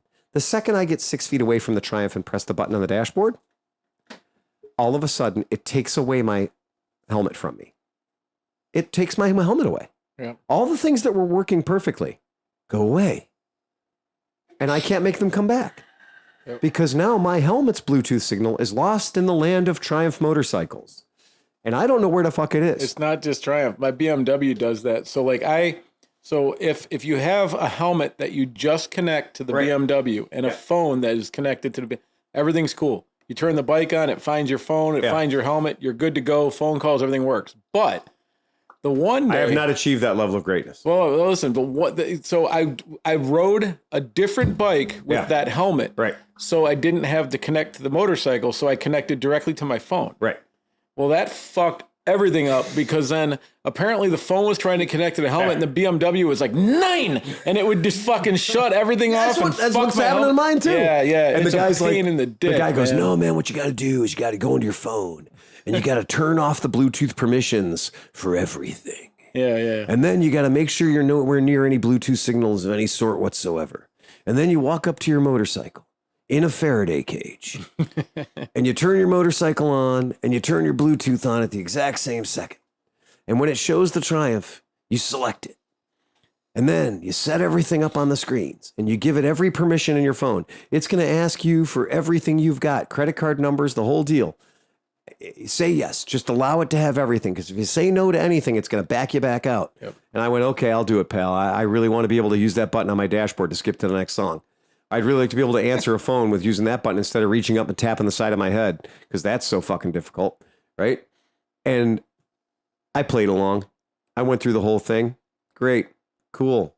Turned the bike off, went to pee, came back, turned the bike on. It was all gone. So my one thing I would say to suggest, which you probably do have access to, is have one helmet and that whatever that helmet thing is, only connect it to your Triumph. And that will solve your problems. As soon as that thing is... but the second I use that helmet, which I have a couple different ones, but that particular helmet that I have my Sena 10C on, my 10C Pro, that helmet, that's my helmet I use for just about everything. No, right? but what I'm saying is, so when you go in, so like if you ever not ride the Triumph and you use that helmet with your phone, right? Yeah. That's the problem. You have to unpair it in your phone. I know the problem. I know the problem because Okay. every time I get on the Triumph, my device, my Bluetooth, the Triumph wants to be the switchboard between my Bluetooth and my helmet and my phone. Right. That's where the Triumph wants to be. Mm-hmm. So, but the problem is the Triumph does not possess the technical acumen It doesn't to like be to the share. switchboard. Oh, okay. So since the Triumph doesn't do that well, The Triumph's not poly. no, it's not poly. And, you know, I've had limited success with the Piaggio Mia system in some like Aprilia product and some Piaggio Vespa product. Had limited success with that, different platforms. Some of them seem to like Android better than they like iOS. It's just weird. Yeah. Why we don't have that functioning. But it's okay because if you change the delivery system to an F-150 truck, we also don't have greatness there either. So you'd think that the number one selling vehicle on planet Earth, the Ford F-150 truck, at its base model with its default screen that it puts in all of them, would work. It doesn't. Yeah. It doesn't. Well, it is interesting though. Like even with the BMW, Take like, that away. You can't have your helmet connected to anything else in the world. Right. If it's ever connected to anything else, or if you've ever connected your phone to that particular helmet on If its it's own. not a BMW branded thing, it's not going to connect. Well, I think in the BMW's mind, they're like, well, you're only going to have this bike. Right. So why would you? And you're only going to have one helmet. Why would you ever Why would you not? ever ride another bike or anything You have else? one helmet. It's a Schuberth. Shut the fuck up. Right. Right? It's yellow. There's your problem. What's Triumph helmet of choice? Nolan? Yeah, it could Oh, be. it's a Schubert. Yeah, Schubert's helmet.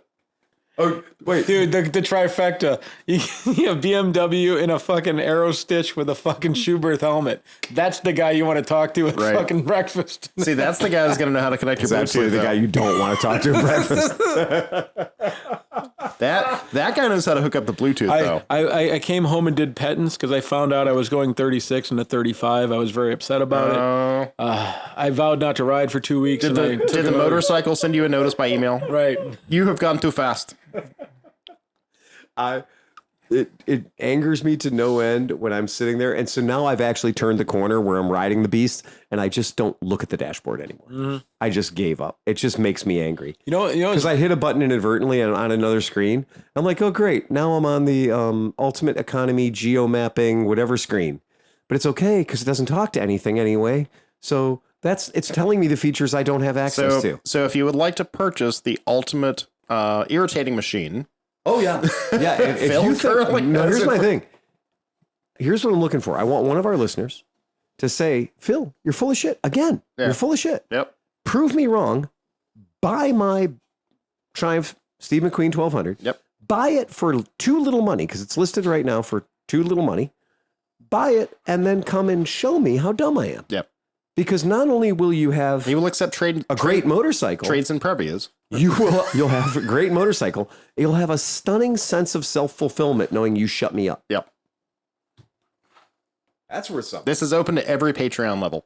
Oh, yeah. Yeah. Yeah, you don't Doesn't need it. matter. You don't need to. If you listen to the need be a Misfits, you can patron. play this game. Exactly. Yeah, that's fine. That's good. We'll share. Yeah. That was like the time I said, if you can kickstart my BSA, I'm going to give you a t-shirt. Yeah. Right? So at this time, we're going to get into the top 10 things that Phil hates about the Triumph. We only need one. It's that whole centerpiece. Yeah. That whole thing above the gas. No, there's two. There's the thigh burning exhaust.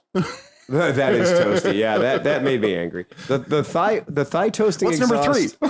The thigh toasting exhaust can be mitigated if you wear the correct pants. I don't always wear the correct pants. Oh, the Triumph leather chaps. Anything with anything like triple thickness in the thigh is probably going to help. But what did make me mad? It made me mad that it was a 1200 and it wouldn't go 136 miles an hour. That kind of made me mad. That made me a little It's bit got mad. grunt. What? Doesn't it have grunt? It has that, yes. Yeah. And I know that it's just protecting me from myself because nothing with a front wheel that large should go over 130 miles an hour. Nothing that can wear knobbies should go 130 miles an hour. Yeah. I got on the Benelli Leoncino. Hey, the little lion, the Leoncino. I like that bike. I love that bike. Yeah. That bike has the happiest. If it was a dog, it would be a black lab. It's just like, hey, yeah, okay, let's just go do some shit. Hey, you want to go Is just it do the some red shit? one? The red one. It's a good It's a looking color it's too. the trail version. I thought that thing was gone. It's It not gone. was. I bought it back. Oh, fuck. All The guy right. put 1,100 miles on it, Okay. and he was like, I got to move. I can't take this with me. I was like, yeah, you've had it for 2 years. I bet you put some miles on. 1,100 miles. That's just, I was like, okay. I bought it back so fast. He brought it by. I took a look at it. 1,100 miles. I was like, that's mine. I'm buying that fucking bike back. And here's what I can tell you. I can tell you a couple things about it. The first thing is it will go 106 indicated miles per hour, wow. not 107. Yeah. It is a 500cc parallel twin, which I find that number to be a little soft. You know what's interesting though? Yeah. So all these Benellis, Yeah. like they just go A speed. Yeah, they do. Like they hit A speed and that's all you're getting out of it. I think The the guys. 135s are like Yeah. 76. Oh, yeah. That's all you're getting I out of swear to God, there's somebody writing their code. it. Yeah. Well, It's just like, and on this one, it's going to be right well, there. Yeah, Phil, what's the 107. top speed of a GTS 300? Oh, you could set your watch. Yes. If it is a super tech, Yep. it will be an indicated 77, 76, 77. If it's a dial gauge, it'll be an indicated 84. Yep. But it's okay because that's still 77. Now, when you add the SIP tone wheel, You can go faster. right? but Considerably. 84, no problem. Almost like you set your watch to it. Not 85. 84. But that number is programmed. It is into programmed the computer. into the bike. It will not go any faster. Just like the Benelli will go 106. Yep. I have my helmet cam on, shooting video. It'll go 106, drunk, sober, doesn't matter, 106. It'll go 106, rain, dry, doesn't matter, 106. It'll go 106. I did everything I could to bump it to 107. Like there's one spot where I know the road goes It's like driving downhill. a governed U-Haul. It is driving a governed U. It is like being a Schneider truck driver. Yeah. Just put your foot on the floor. Put your foot on the floor. It doesn't matter. But it does it so goddamn well that it's just like, it's very happy doing that. And it's a handsome bike, too. It's a good bike. It And handles really nice. And that may be down to liability. It may just be, look, this is exactly where it's going to become uncomfortable once How it goes much is past a this Lino mileage. Chino nowadays? They were spicy when they came out. They were like $5,000, Okay. but I think they dropped a little bit. I think they're 4,400 now or something like that. See, I would take that. I don't over- know. I have to look it up. But that I would take over this for the same price. I'm probably wrong. I'm Yeah, but going to look it up. You're and this is a matter of physical appearance. You're more of an adventure rider guy, so of course you're going to take the more adventure riding bike. Oh, the Leonchino is like a little It's- scramblerly looking thing or something, right? A little angular still, but it's still more of an upright. Shmuter. Sorry, guys. Shmuter? I lied. $8,700. No, it's Da da da da da da da. it's not cheap. Da da da da. $67.99. Oh, okay. That's expensive. They dropped the price to $61.99. Okay. So they dropped the price to Yeah, $61.99. it's still a little bit of Still pricey. That's almost 2 G's over this. yeah. Oh yeah. But I will say it's got a lot of And do you fucking- want a Leonchino or do you want Honda? Exactly. Right. Exactly. It may be. I kind of signed out It whenever you may said be 20 that the horsepower. sidewalls Right. Yeah. disappear. If they did that with silver wheels instead of the black wheels, that might help it. The Leonchino has 50 horsepower, 47 horsepower, and it is exactly right. How much is the Honda Scrambler 500? Not much. Oh, the Let's find Rebel? out. Let's find out. Did you see the contest they just did? Mm-hmm. They just released. Look up the Honda 500. They had 10 entries from 10 different houses of manufacture, and some of them are pretty amazing, and some of them are really like $67.99. 600 more than Yeah. Leonchino. Yeah. And that goes back to our, do you want to buy an untested Chinese bike versus a Honda? Yeah. No, you're. which is a tested Chinese bike. I was going to say this part. Yeah, you're absolutely right. Well, but China or Honda does most of their manufacturing in Thailand. I think they've been trying to avoid China lately. They kind of have a history, those two countries. They do, but I can also tell you that there's. I have my left hand is calibrated to know when I'm touching something from Thailand. Yeah. My right hand feels like it's calibrated when I'm touching something from China, and I'm not willing to go to the whorehouse to see how accurate it is. But what I can tell you is, there's a lot more Chinese parts on those Thailand Hondas than I think True. they're willing to talk about. That's fair. Speaking of Chinese parts, I was down a giant rabbit hole on YouTube. Just Oh, I doing thought you were going to whatever. talk about the whorehouses. Oh no, and The giant rabbit hole. But One of my favorite. the videos are hitting the interwebs of the Harley boys finding out that a lot of the Harleys have been made in China For a long time. for a long Good time. God. Yeah, it's For a long time. Can you imagine? No, I can't imagine having that mindset. I probably would have to give myself a lobotomy. But can you imagine being so disappointed in something that you've put so much money into? I mean, 72 months worth of payments is a lot of payments. Not that, man. Yeah. It's all those and T-shirts. then, it's T-shirts. It's all those And T-shirts. having that much investment and then finally realizing that once you take the tank off, it's all character writing. Do you know how many Harley Davidson belt buckles those guys own? It's a lot. That's the reason why they have the tank protector. That's a lot. It's a lot of belt buckles. So yeah, they have definitely handed off a few of these bikes to a couple of different shops. There was one big. It was a huge competition, and like it went in through Honda, and they had 10 of the tops. Like it was Well, a that's whole just thing. fucking awful. That seems like a lot. Yeah. There were some that were terrible. There was one that had wood. Like it was like a 2x4 incorporated into the bottom. I think I found it. Yeah. No, that looks like a seat off a Vespa V. There you go. Oh God. There you go. There she is. That red, white, and blue one is That fucking tracker's sick. that tracker's always going to win. Yeah. You're cheating if you do that red, white, and blue with gold rims. Yeah. You are cheating. Whatever game you're playing, The you're cafe cheating. racer is good, but look at this. Not that one. There's one that literally has a piece of the wood stuffed under the back of it, holding the exhaust pipes out. Like they put no time into it whatsoever. You should be able to get pictures of each one. Yeah. I'm just going to let this roll for the folks at home because, they deserve it. I don't know. They built a... and it's not YouTube, so it won't get canceled. Yeah. Yeah, but those are some interesting builds. They built a Victor VTR. That's cool. Somebody's on it. I'm not angry. No. I'm not angry. That's cool. I like the that red, white, and blue one's got my number. No, though. they should that the one with the Vetter fairing on it there a minute ago. That was the way to go. You just put that Vetter fairing on there. It is as classic as you can get. Yeah, that's solid. That's cool. But you know what? One or two of them, only a couple of these bikes, address the number one problem, and is that rat shit looking gas tank, that fake 2/3 of a gas tank.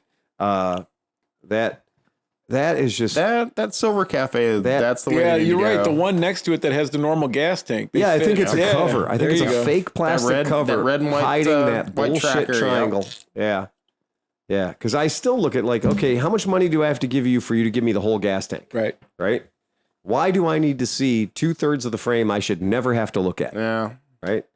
Yeah. You took away a important part of the line of the bike. And it's not even like a trellis frame where you're like, ooh. Oh, yeah. It's like, oh, what is that? Is that magnesium? Is that titanium? Is that aluminum? No, it's mild steel. Somebody literally went, you know what? We just need a cradle to hold this motor in. As we saw on the last one that we had in the shop, I was comparing the welds on a brand new Honda to a brand new Benelli TNT 135.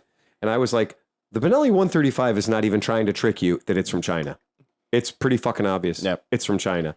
And the welds on it are wonderful. Dude, and then we looked at the welds on the brand new Honda and we were like, oh God, they need to hire better robots. That stretches all the way through. Robots, There's all these 13-year-old. Go on Adventure Rider and see the guys on their 2024 and 2023 Adventure Sport $20,000+ big touring Africa Twins with shit welds, and it has the bubbles, like the literal bubbles. I know. I saw the one dude. It had a piece of welding rod sticking out. That's of the what bubbles. I was about to say. It was unfucking believable. The early Chinese bikes, every single one of them, they would run to the end of the freaking MiG, and that would still be in the weld. The stinger would still be in it. And you're telling me now that a $20,000 adventure bike has got the same welds. That being said, that $1,300 Tao. How about this? I just saw a video of a dude looking at a $60,000 fucking side by side, and the front suspension, same thing. Like welding rods sticking out, shitty welds all across it. It's like, where are they building those things? Obviously, those are all in China. Yeah. And that's, back to the KTM thing. If the weld looks bad on the outside, I promise you it's bad on the inside. Yeah. look, little Timmy, or whatever. Little Timmy has just learned how to use the glue gun. You got to give him a little bit of credit. Oh, it's so scary. Like some of that stuff I see coming in, I'm just like, wow, man, they really did. They found the cheaper way to make it. Yeah. They figured out the cheapest way to make it possible. We put MBAs in charge of everything, and they fucked it all up. Yeah, it's it. Well, if we would have put welders in charge of everything, they might have, overdone it. And Boeings wouldn't fall out of the sky so much. True. Or astronauts wouldn't be stuck in space. Not gonna lie, look, I love space. I'd like to spend as much time as I can in space. I'm an astronaut. Space is what I like to do. Yeah. So you won't mind sticking around for an extra 7 or 8 months. Now hold on a second there. Whoa. And here's the thing. How about this? A couple of days ago goes by, and by the way, we were able to safely land the vehicle that you were on with no issues.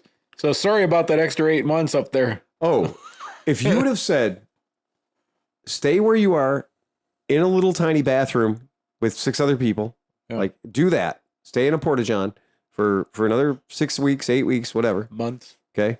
Do that. Or get in something that broke on arrival. Right. To go back to Earth through thousands of degrees of heat. I understand I showed up on Spirit Airlines. I don't have to go home on Spirit Airlines. I get it, but I'm just saying, like, it would suck though, like that it did get home safely without any issues. And No, really? It was not without issues. I was going to say it was with very much issues. They had like 2 or 3 new issues happening. Right. On the way really? back. Okay. I'm going to say one issue has killed crews. Yeah, right. It broke. Right. Yeah. One issue has been enough to cause multiple people to die, even on the launch pad. So when you say, this thing's got 7 or 8 faults on it right now in space, 0G. You're going to get into it and go through the most violent thing that's known to man, re-entry. That's true. And then trust the parachutes. Because if any of that stuff doesn't work, you become a charcoal briquette. Yeah. I don't want to do that. Or paste. Or paste. Exactly. Right. To squeeze you through a tube. And this all goes back to the fact that, lowest bidder is not the best way. Period. And don't fire your engineers. That's true. Don't fire you, your engineers. If you have lost because we're not going to get into that. But if you've lost so much of your company that is now ran by MBAs and you've run off all the safety engineers, you've done it wrong. Well, you're like, okay, well, that engineer was very expensive. Yeah. But that marketing guy over there, he's making us some money, right? Or that guy over there is like. This is why efficiency in business is not always better. Every single time I go I'm working on a bike and I go, they could have spent 7 cents more. Yep. If they would have spent 7 cents more, this customer would still be on the road. They'd be happy. I wouldn't have scarred up bloody fingers. Yep. If they would have spent 7 damn more cents on this one freaking part. Yeah. There's a huge thing. What is it? The new Toyota Tundras V8s are all blowing up. Yeah, they are. There's a total recall on like all the new V8 motors because they wanted to save money on the old V8. Which again, all the new tooling was bought and paid for. All the new Nissan diesels with the Cummins motors in them. Yeah. All the because I even told you when you were telling me the F-150 you couldn't get your F-150. I said, well, just go look at the Titan. They're selling the XD. Yep. All the XDs blew up, and that's a Cummins motor. Yeah, they all blew up. But these have all been built to a price point, and now we're looking at this in everything else. Well, you've built it to a price point. Congratulations, it sucks. And in 1984, I had a Subaru GL Yeah. that clocked 300,000 miles. Yeah. Didn't leak a drop. And as soon as General and now, Motors... if you get a 2018 Subaru, you got a 60,000 mile life expectancy before you've got to think about head gaskets. Oh, yeah. Right? And when stop leak is now part of your annual routine in a Subaru to keep it going. No offense, Dan. Well, you got to use stop leak in a damn motor to get it past warranty range. You're doing it wrong. I think it's funny how a friend of mine is trying desperately to sell her 8-year-old Subaru. Yeah. Or Impreza. Oh, yeah. She's trying desperately to sell it. Yeah. But you know what she's going to buy? A Subaru. You can't fix that. And I'm like, why are you buying a Subaru? I would not. Because it's all-wheel drive and it's safe. I wanted when they first came out. I loved the BRZ and the FRS. I loved them. And Toyota built a new Mini Supra. Yeah, right on. Brilliant. Man. I will buy it all freaking day long. Oh, it's got a boxer motor in it. Right. No, can't. You give me the 1.8, the proven 1.8 or 2 liter Toyota motor they've been building for 30 years. Yep. You put it in that thing, I am good. Yep. You tell me I got to buy, and I know boxers are okay. Certain Subaru motors will go the 300,000 mile limit, but I have seen too many people burned by Subaru to go, yeah, okay, to buy a $20,000, $30,000 car. Well, and the other thing I think, like Ryan, who's a Subaru guy, told me, Ryan was going to buy the Harley, Ryan. Right. And he was like, Subarus can last and do things, but there's certain things you got to know. Like if the check engine light comes on or the overheat light comes on, don't go to the next exit. Don't do anything. Pull the fuck over and shut the car off. Right. Yep. He said if you do that kind of stuff, they can last. But if you get the check engine light or the hot and you drive to the next exit and you overheat the head, then you're fucked. And that was the first thing I was told about air-cooled Volkswagens. If the light comes on, stop. Stop immediately. Stop right now. Yeah. It does not mean turn the key off. Yep. Stop. Yeah. But I just Googled what year Subarus have had gasket problems. It basically says 1999 until now. Friends. So you can't have a head gasket problem that's a 25-year run. Friends of mine. That should never happen. Friends of mine had the big stupid boxy Forester. Right. And I begged them not to buy it. I said, go buy a Toyota. Right. Go buy anything else. Do not buy this car. They bought this car. Yeah. And Subaru kept giving them the runaround. Yeah. So it kept giving them the runaround. 110,000 miles. The entire motor just shot itself out of the sidewall. Just boom, gone, done. And they go in and they're like, oh, yeah, it turns out that there was a high consumption issue, but the recall, the TSB wasn't even a recall. No, TSB was at 98,000 miles. So you guys made it to 110, therefore you're fucked. Right. And they went, fuck this, we're buying a Honda, which is what I told them to do in the first place. Well, in my own world, welcome to Cars and Coffee. I've kind of been the guy that's saying, I'll just listen to my friends, and if that's the thing. And some of my friends are like, yeah, I'm gonna buy a certain thing because I know I'm only have it for 4 or 5 years, so I'm never gonna get into that zone. Yep, the trouble zone. Yep. So I'm gonna have a wonderful experience for 4 or 5 years. It's gonna be the best thing in the world because I'm never gonna be the guy holding it. Yep.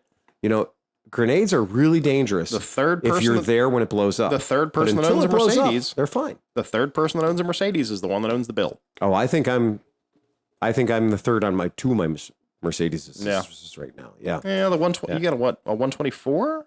Yeah. That's the hearse? Yeah. That one's still pretty brilliant. Yeah, we'll see. We'll one's see what worth happens. it. We'll wait till the next one shows up. We have Yeah. 13 days till the next Mercedes shows up. Then we're going to see some shit. Then we're going to see a real fucked up. They'll have a whole episode about the dumb car. Oh, God. Because this is the one that I got coming in is the dumbest. We've seen some dumb shit. I'm about to over dumb you. Wow. Yeah. Oh no, Tom's driveway may not be long enough. And keep in mind, he does have the Boso van still, too. So yeah, I still got a Boso Zuku van, and this is dumber than that. Have you showed that to Aaron Grombeardo yet? The Boso? Yeah. No, it's on the website. No, because that sounds like it's something up his alley. It is up his alley. Yeah. The Boso Zuku van it's a lot of fun. Becky, Can you imagine him pulling up to a Grom show and dumping 7 grams out of that fucking thing in the back? Oh my God. He'd be the king. He'd be the king of all Grom Yeah. shows. Yeah, that's right. Becky's still mad about the Hello Kitty Godzilla S-car. Vinyl's cheap, man. I think you mean Godzilla. Gojira. Yeah, but you know what you could do, though? You could save Phil some problems and then carefully peel the monkey off the back of that and then give it to Becky. No, she can have a giant monkey. He's dude. kind of attached to that monkey. It already has a monkey on it. That has a monkey on his back. That Privy is so absurd. It is funny that if the Previa would have been traded in for any of the other vehicles, then I would own 3 slammed vehicles at the moment. And the ultimate number of slammed vehicles to own is 0. Yeah. Especially if Bozo Zuko slammed with a cow catcher surfboard stuck to the Literally the high ace, the slammed high aces, they took one of the most utilitarian, wonderful vehicles on the planet that can honestly do anything. 3-liter turbo diesel motor in it will probably run for 9 million miles. And then they said, how can we make it bad? Yep. Not worse, because it's good. It's I good know, the way it is. How can we make it bad? Did you ever think about the guys in Japan that were like, so what? It has to be a kid that bought this. Like, mine is mild compared to all the other Boso. My shit is very I understand that, but knowing that it was coming to the United almost saw States. one the other day that you couldn't have shipped because the wing on top was way too big. Did you see? So in Cleveland, the Hood now has come up with Hood Bozuzuko. Oh. Have you seen this? No. The dude had like a Chrysler LeBaron or something. Yeah. And they had giant wooden cutout wings that went like this hanging off the back with like LEDs coming down them. And then they had like... Is that like Indonesia style or what? Yeah, it was like Indonesia Bozuzuko, like lighted. It had like, you know how the trucks, how they put all the LEDs? The multi-LEDs and the I posted it on my Facebook page. I was like, holy shit. Oh, I didn't know that was here. Yeah, that was in Detroit, dude. Oh, I thought you found something from another place. No, that was straight up in Detroit. Oh my God. It's starting, dude. Well, it's affordable. Yeah. Yeah, everybody's got plywood. Yeah. And the cost has come down. The LED strips are nothing these days. Nothing. Now you can buy them that's for nothing. I just like that the dude had like 6 Continental wheels on the truck. Like it was on the back, the sides, a couple up front. There's just 6 Continental kits and not a spare tire to be found. No. Just fiberglass as far as the eye can see. Life's meaningless. Do whatever the hell you want at this point. Right. I mean, Just go rock it. That's it. Yeah, I absolutely promise. To circle back to motorcycles for a hot second, because we do that occasionally. You have tuned into motorcycles and motorcycles. Dude, I saw the map for the racetrack in Lorraine. Yeah, I posted it. Right? It's perfect for what we want to do. I'm so happy. Yeah. That is going to be great. And there's no way they're going to deny having a small bike class that's too big, and they need the money coming into that place. Yes. There's no way they won't take my money. Yeah. Yeah. Hold on. Shut up and take my money. That racetrack looks like the perfect mini moto track. Yeah, it is. It's big enough that like you could actually get loose and do like I still think a Grom size bike would probably be the best compared to like a 200cc. So what you're saying, a Buddy 125 is perfect. Whatever. Yeah. Okay. Well, yeah. When I say mini motos, here's the code. Circling back to Buddy. So people that are listening at home can understand. When I say mini moto, I mean 10 or 12 inch wheels. Yep. Right. Check. Under 20 horsepower. Check. Everything else, make it up as you go. Yeah. Right? I don't care what it is. Slicks, dude. I'm in, dude. Oh, this is matter. Once it's done. Circus Bear Racing League. This sounds like a 24 hours of Buddy then. What it sounds like is the only thing that scares me about these places, and I'll say it, is sometimes kart tracks have tire walls and like plexiglass impact barriers instead of runoff zones. Call me silly. I like a runoff zone. Yeah. I like a nice, beautiful, painless low side. Yeah, less things to break bones is always good. If I'm having a low side and I run into an immovable object and that turns into a high side and exploded testicles, I've had a bad day. Yeah. Whereas I could have had a low side, chased my bike down, got back on, and re-entered the fray. As opposed to having a beautiful little low side, the bike stops suddenly, and I crushed the top of my gas tank with my balls. But if you look at that thing, it looks like it's going to be fairly open, except for maybe the straightaway pass. I saw 7 turns that you and I could high-five each other. Yeah. You're coming out, I'm going in. Oh, yeah. And that means hard barriers. Really? They don't ever run you. They will never run you on each other like that with no barrier, because if I go wide, you're going wide, we run into each other. So on kart tracks where they don't have a lot of real estate and they have you going north, like you're going northbound, your buddy's going southbound. Oh, yeah. You're in turn 4, he's in turn 6. Yeah. Then they always have a wall. They always have a barricade. And those barricades are never soft. Right. Right. And if they're a tire wall, you're lucky. We got to look at it again, but you'd hope that they do that just in areas where like you're not coming out of a turn. Like, you know what I mean? Like they know the slide zones where you'd not want to have a wall. Yeah. You know? And it's been my experience that sometimes kart tracks, especially kart tracks that don't have a lot of terra firma, like you go to Pittsburgh International Raceway, Beaver Run, their kart track's wide open. Every turn's got a good run out. Oh, it's amazing. Fantastic. I got a video. I got to make that video. I have a video of me running that thing. I did 72 laps on that thing. Yeah. My arms, I couldn't feel them. I could hardly hold a camera the next day. Did you post that track map up onto Cleveland Moto Podcast on Facebook? No, I didn't. I just should do that. Okay. Yeah, you should do that because I think people would really like to see that. It looks like they're planning on doing a entertainment facility, like rent a cart, have a dinner. Top Golf with carts. Oh, yeah, right? Yeah. And they're going to have an indoor track for winter. So that'll be interesting. Really? Yeah, they're going to have electric go-karts inside. They're having three. If you look, there's 3 tracks. There's the main professional kart track. There's the beginner kart track. Oh, they're using the term kartplex. Yes. Oh, my friend, they just went plaid. Kartplex. It is a kartplex. Okay. All right. The price just went up. All right. That's what that means. But you know what? I'd rather I don't care. I want to go. Yeah. And I'd rather have some people that are actually interested. Like, can you imagine just 3 hillbillies with some fucking, like, just, some pavement out back? Like, right. Go ahead and run. It sounds great, but, like, you might need something once in a while. That's kind of how SACA does their race days. Spoiled children crashing automobiles. Yep. Yeah. That's not far off. Yeah, that's an interesting looking track. I'm going to pull it up so the podcast listeners at home can see it too. It's more open than I thought it was going to be. Yeah, man. It looks good. It does look good. I think somebody put some time into this. That is a lot of turns. Come on, baby. Show me that. Yeah. That's a lot of turns. Yeah, that's pretty cool, man. And it's local to us, which is crazy. We never get anything cool. It is very cool. Yeah, I like that. That's neat. I'm going to reach out. We should get this dude on the podcast. Well, that wouldn't be a bad idea. The Lorain, Ohio Kartplex. It's being run, the design is by Fisher and Associates Architects. Not a name I've usually associated with racing. There appears to be a bridge. Oh, yeah. There appears to be a bridge. This looks like there's going to be some fun stuff here. That's neat. That's neat. And it looks like its grid is set up to handle about 30 vehicles, right? 30 or 40 vehicles on the grid, which is crazy. If those lines mean anything on the grid, that could be cool. And this does look like there's enough. It looks like there's these turns. If you're running it anti-clockwise, it looks like there's a keyhole. You got a carousel. This is actually a pretty cool track. And the way that they have it, so like you can have different tracks with the same track, like maybe just cut that one squiggly section out if you want it for bikes, because that might be really tight. And it looks like they're going to do the amateur track over here. So that's the big deal is going to be, okay. Shop and retail, building number 1. Public racing, dining, and game room. Number 2. Building number 3, also public racing, dining, and game room. Number 4, that's the big garage, kart storage. Number 5, timing and scoring tower. Yep, got to have that. Number 6, maintenance storage. Yeah, you got to have that. Number 8, pro lounge. And then there's also the pro kart storage. So I'll bet you this is going to be Bucks Deluxe. So, yeah.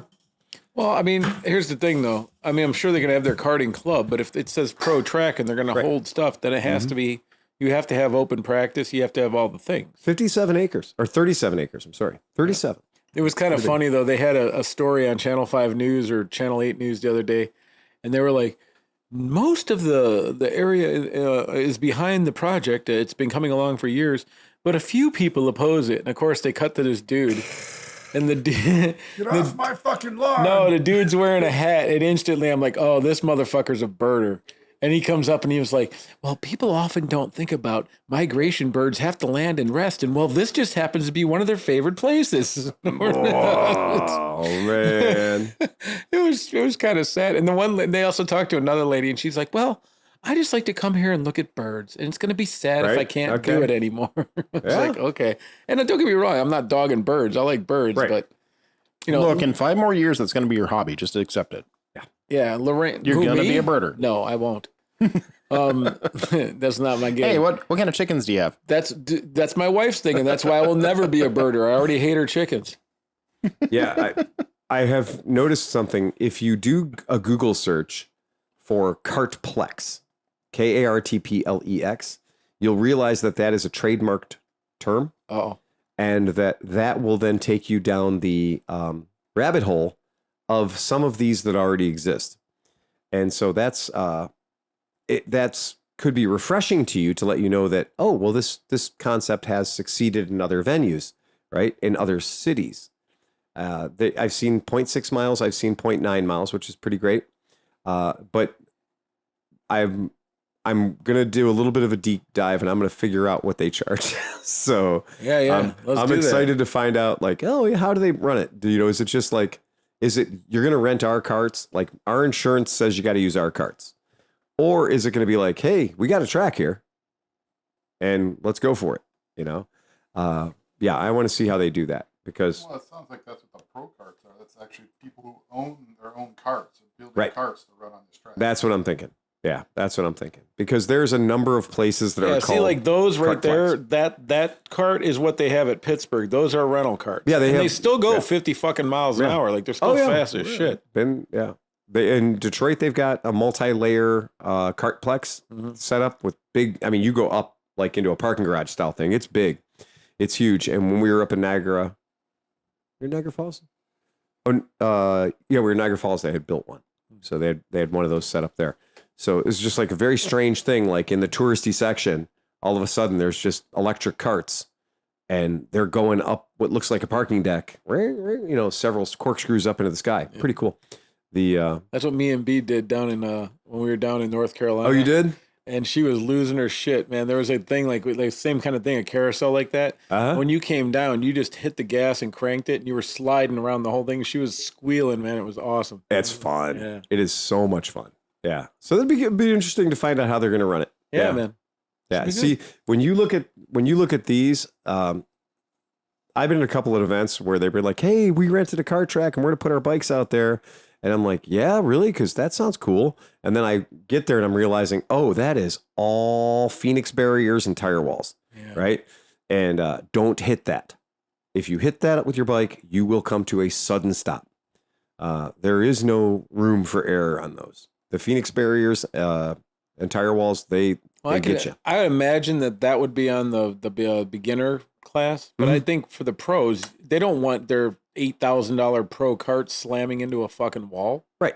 Exactly. So I'm thinking that the pro side will be pretty much. Well, open. if you look at that track layout we looked at earlier, that layout is pretty generous. Yeah, right. That layout's pretty big.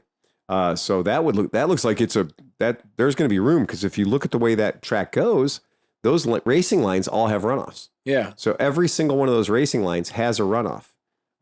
If you see you're going down turn 1 here, there's plenty of runoff. Turn 2, plenty of runoff. Sliding here to turn 3, 4, 5, the S's. You've got a runoff here. You've got a runoff here. That's pretty standard. Circleville was set up this way. A lot of tracks. The one we do up in Illinois has that same kind of configuration there, the middle finger. So that's all pretty set up. Yeah, that's all pretty normal. Yeah. Yep. And if there's any elevation, there's a bridge here in the middle, and I think that bridge here, maybe they might even have built in a little elevation change for you. That'd be cool. Yeah. So that's fun. Your front straight right here and your back straight back here. Kind of cool. Kind of neat. It's that's going to be a really fun track. It's going to be a really fun track on 10-inch wheels, 12-inch wheels. It'll be cool. Yeah. I think everybody will be happy with that. So build it. Just build it. We dare you. Well, supposedly they broke ground. Yep. And then we'll figure out when you're busy, when you're not busy. Yeah. And then when we figure out when you're not busy, that's when we're coming. Monday at 3, we'll make it happen. Right. Monday at 3 p.m. Right on, baby. Yeah, we're there. here. Doesn't Yeah. matter. Yeah, right. Tuesday at 11:30. That's great. Sounds cool. That's when we're going to do our nationals. Yep. Yeah, that's it. That's it. Oh, when do we have it? Between 3:30 and 4:48? Cool. Gotcha. Yep. We'll do 2 heats. Yep. 2 heats. Yeah. We'll get 2 heats and then we're out. Yep. Yeah, that's it. Oh, you have a bar? You didn't say so. Yeah, huh? then we'll be hanging out. Great. We'll just hang out. Yeah. When's the next time we can take the track? 7 to 7:58. Cool. Got it. We're Cool. still there. Lap time's gonna be a little bit better. Right. We're gonna be good. It'll be a little looser. It'll be fine. So you guys ever clean the toilets and stuff? We'll take over the track for that period of time. That's good. You need somebody to go out and recon, make sure it's clean enough. We'll take care of that. It's good. It sounds fun, man. I'm a big fan of the whole idea. Me too. And then hopefully, we can get our buddy 125 thing off the ground. Yeah. Well, it just having that moving part is a very, very good thing. Yeah. That's a really, really good thing.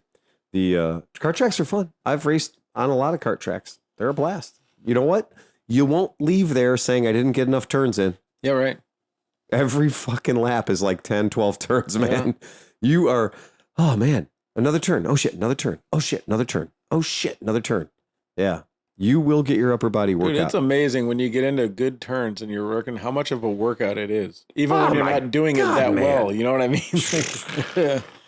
Well, and with a kart track, you don't have options. Like the whole bad turnometer, the learning curve's real fast. Yeah. It's real quick. You go out there on recon lap and you're like, oh, this is really interesting. That's fine. Okay, game on. So now you're game on. You're like, holy fuck. Well, what's crazy is figuring out how much grip you have. Yeah. And so that's what, when I was at Pittsburgh International, the first couple laps I sucked because I was turning in late or early because you're like, there's no way this thing can hold this turn. You had no idea how much. And then by, the second heat out, because we were doing a 2-hour-long main. And were you doing it in a cart? In a cart. Shifter cart or automatic? It was automatic. It was like that cart that you showed. It was still a 55-mile-an-hour cart. Oh, they're fast. Yeah. But by the second time out, I was testing it. And there was this one turn where originally I was letting off and kind of braking and then pulling through, trying to keep a race line. And I was getting my ass handed to me. And then finally you're just like, fuck it. You nail it. You punch it. And somehow through the grace of like super sticky rubber tires, like it's impossible to turn this turn that it turns. Yes, it is. And still go forward. It was unbelievable how much turn. It hurt. It hurt to turn. It was crazy. And that's in a 4-wheeled vehicle. Right. Right?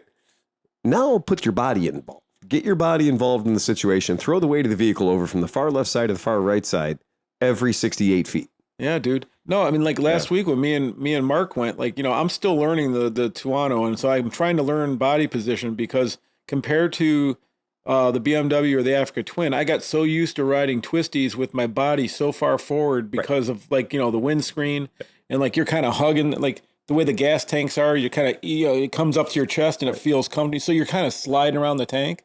On this thing, there's nothing there. I'm just looking at the road in front of me. And so the body movement is so much more. It's not just like you're hugging the tank. You got to move your ass all the way over and throw. And I haven't got it yet. I'm getting there. Like I was doing okay, but I still haven't.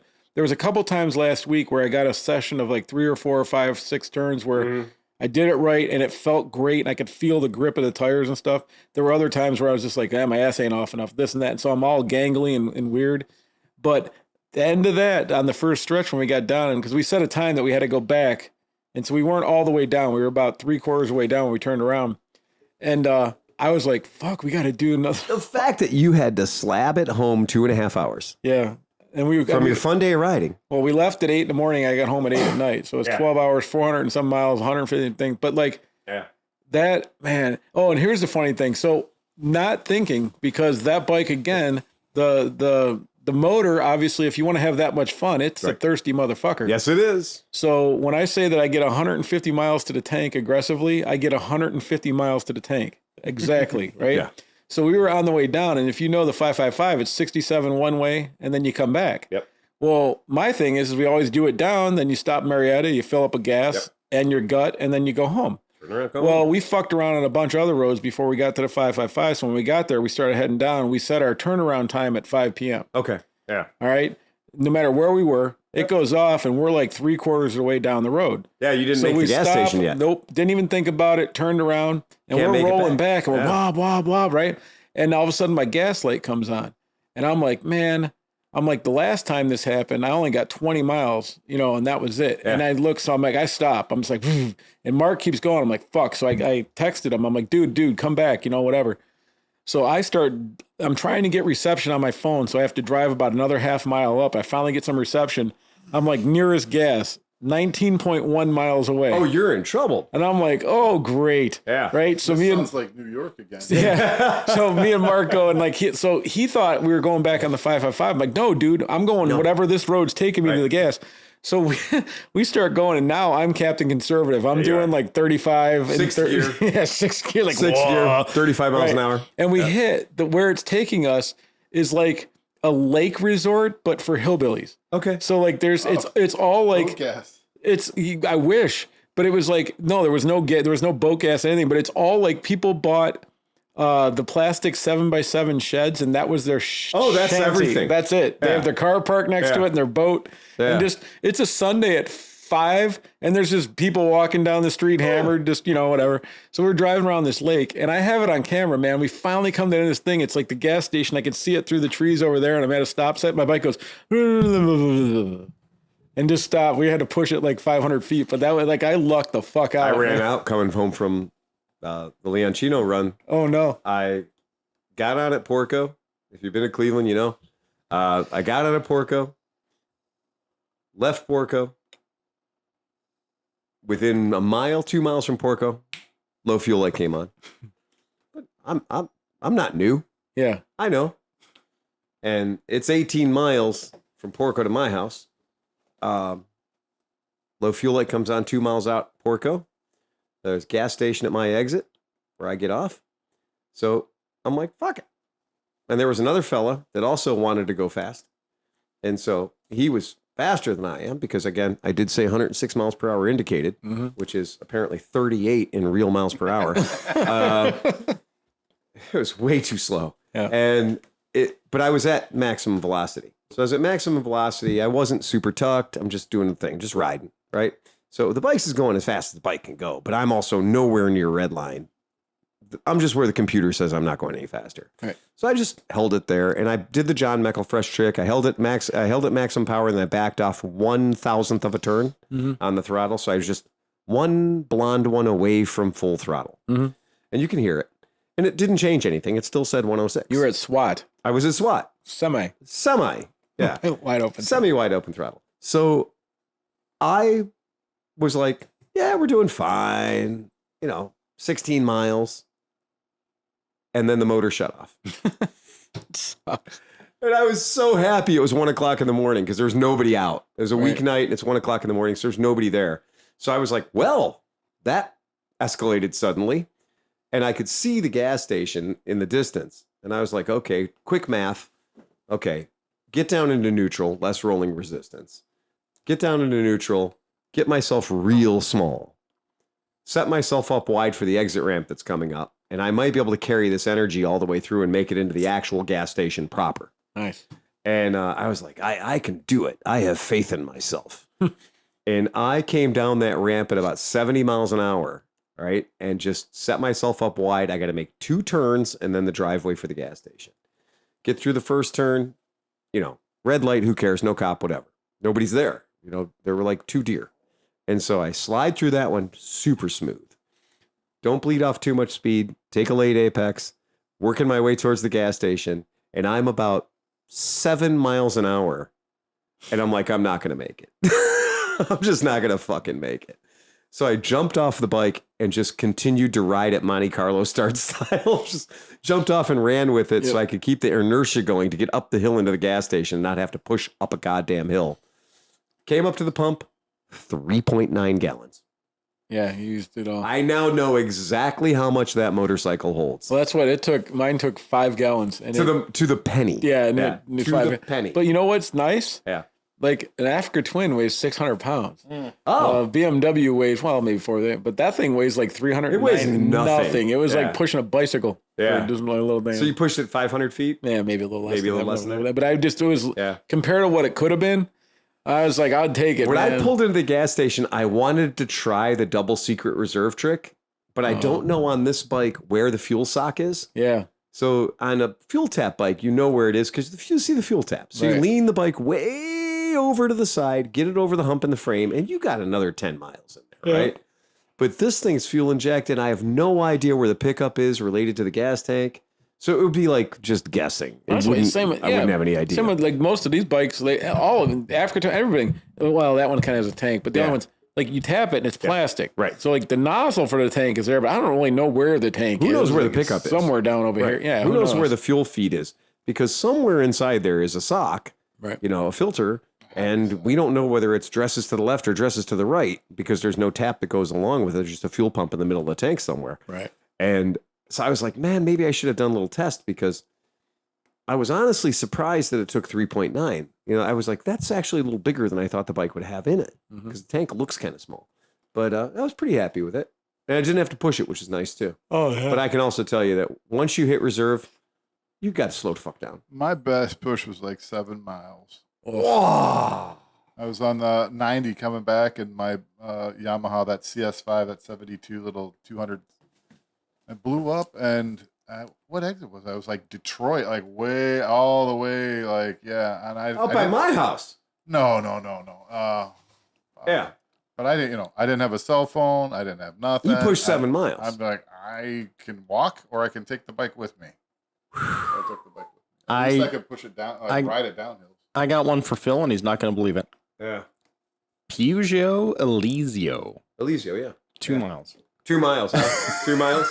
From the time the light comes on until the time it's out? I was on Earhart Boulevard coming out of Elmwood back into New Orleans, and there's no gas station for like 5 miles from where I'm at. Oh, you pushed it 2 miles. And I pushed it 2 miles. It 2 miles. Yeah. And I just so happened to catch a guy with a gas can. Yeah, I've had that Honda Hawk let me down because the Honda Hawk, then when the fuel light came on, I learned if the fuel light's on and you don't see a gas station, you're going to be pushing it. Do you find anybody else in the United States of America and say they ran out of gas on an Elysium? It's weird, man. There is no comfort in running out of gas on a motorcycle. Oh, no. Because you're like, yeah, I'm pretty much going to push it. Yep. I'm going to push it. Because if you leave it, no, it ain't going to be there when you come back. Right. Somebody with the pickup truck's going to go, I know what's going on I was in here. Deep Hood, New Orleans. I mean, this is right where it starts to get sketch, right by Costco, actually. Yeah. Like back at I got town. smart one time. I was like, it wasn't a freeway, but it was a, big road. And I could see the gas station. But I knew that the next exit was like 2 miles. But I could see the gas station. So I was like, screw that. I'm just going to push it down the berm. So I'm going to push it down the berm, and then I'll be on the little road, and I'll just push it over to the gas station. I can see the gas station from here. This is so much easier. Then I realized at the bottom, the fence, there's bad things. Yeah. There's a culvert, a trench, 3 or 4 dead bodies, a crashed car. There's all kinds of crap at the bottom of the thing that you don't think is there because it's hidden under those 8-foot tall cattails. Yep. And I almost lost the entire motorcycle in there. And I was like, screw it. And I'm sitting there trying to pull this bike out of the, whatever. And a guy pulled up, real super nice guy, came up and he goes, what happened? I said, I ran out of gas up there. And I decided, I see the gas station, go over there. And he goes, you're never getting it. And the hill I had to come up because it was a little wet, there was no way. And so me and him both got super covered in mud. And I was like, he goes, well, I'll take you over there. You can buy a gas can and bring it back to your bike. I was like, fuck that. I'm just going to bumper pull you. And you just drive slow. I'll hang on. Open up your right rear window. Hold my beer. Yeah, open up your window. I'm just going to grab the C-pillar of your car and you just drag me along. Don't go too fast.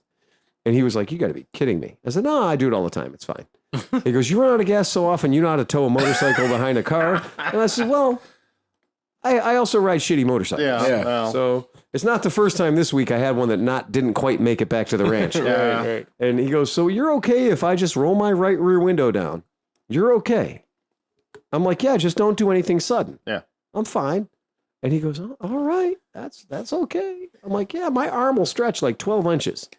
You know, Yep. it's as a recoiling effect. Yeah. If you're interested in learning how to push bikes out of gas, make sure to get gas or broken, get a 2-stroke scooter. Those are usually, you'll find a lot about pushing stuff. I would be happy to teach anybody the patented Phil Waters foot push technique. If your bike has a muffler, I can push you. Yeah. Yeah. 'Cause usually usually on the older bikes, it's the leg shield. No, I don't like that. I do the bend. I always do on motorcycles. I use the muffler. Yeah. Because one, nobody cares about the tip of their muffler. True. It is connected solidly to the motorcycle. True. At least 3 points. Most times. And if I push that with my foot, I have a big buffer zone. My knee can take a lot of pressure coming at me and going away. And all you got to do is just not lose your shit. Your job is to not lose your shit and don't hit the brakes. And I will push you up to 35 miles an hour with my foot. Mm-hmm. And then I'll let you go because it's like a glider at that point. I've done my job.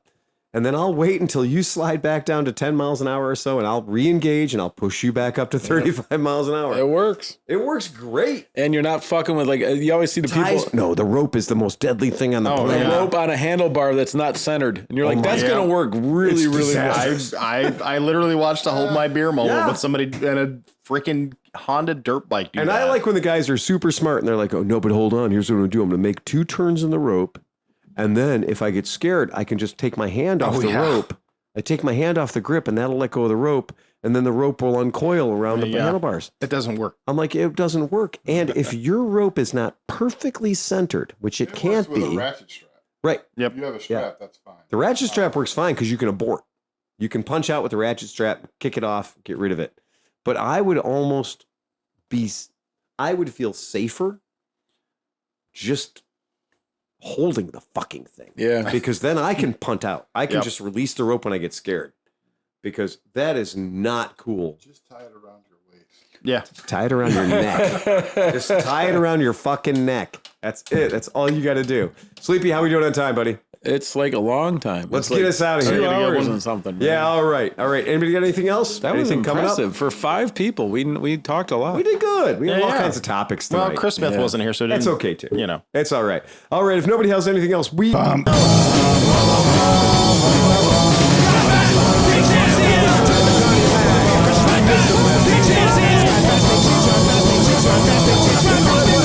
Eject, Willie. Eject. Yeah.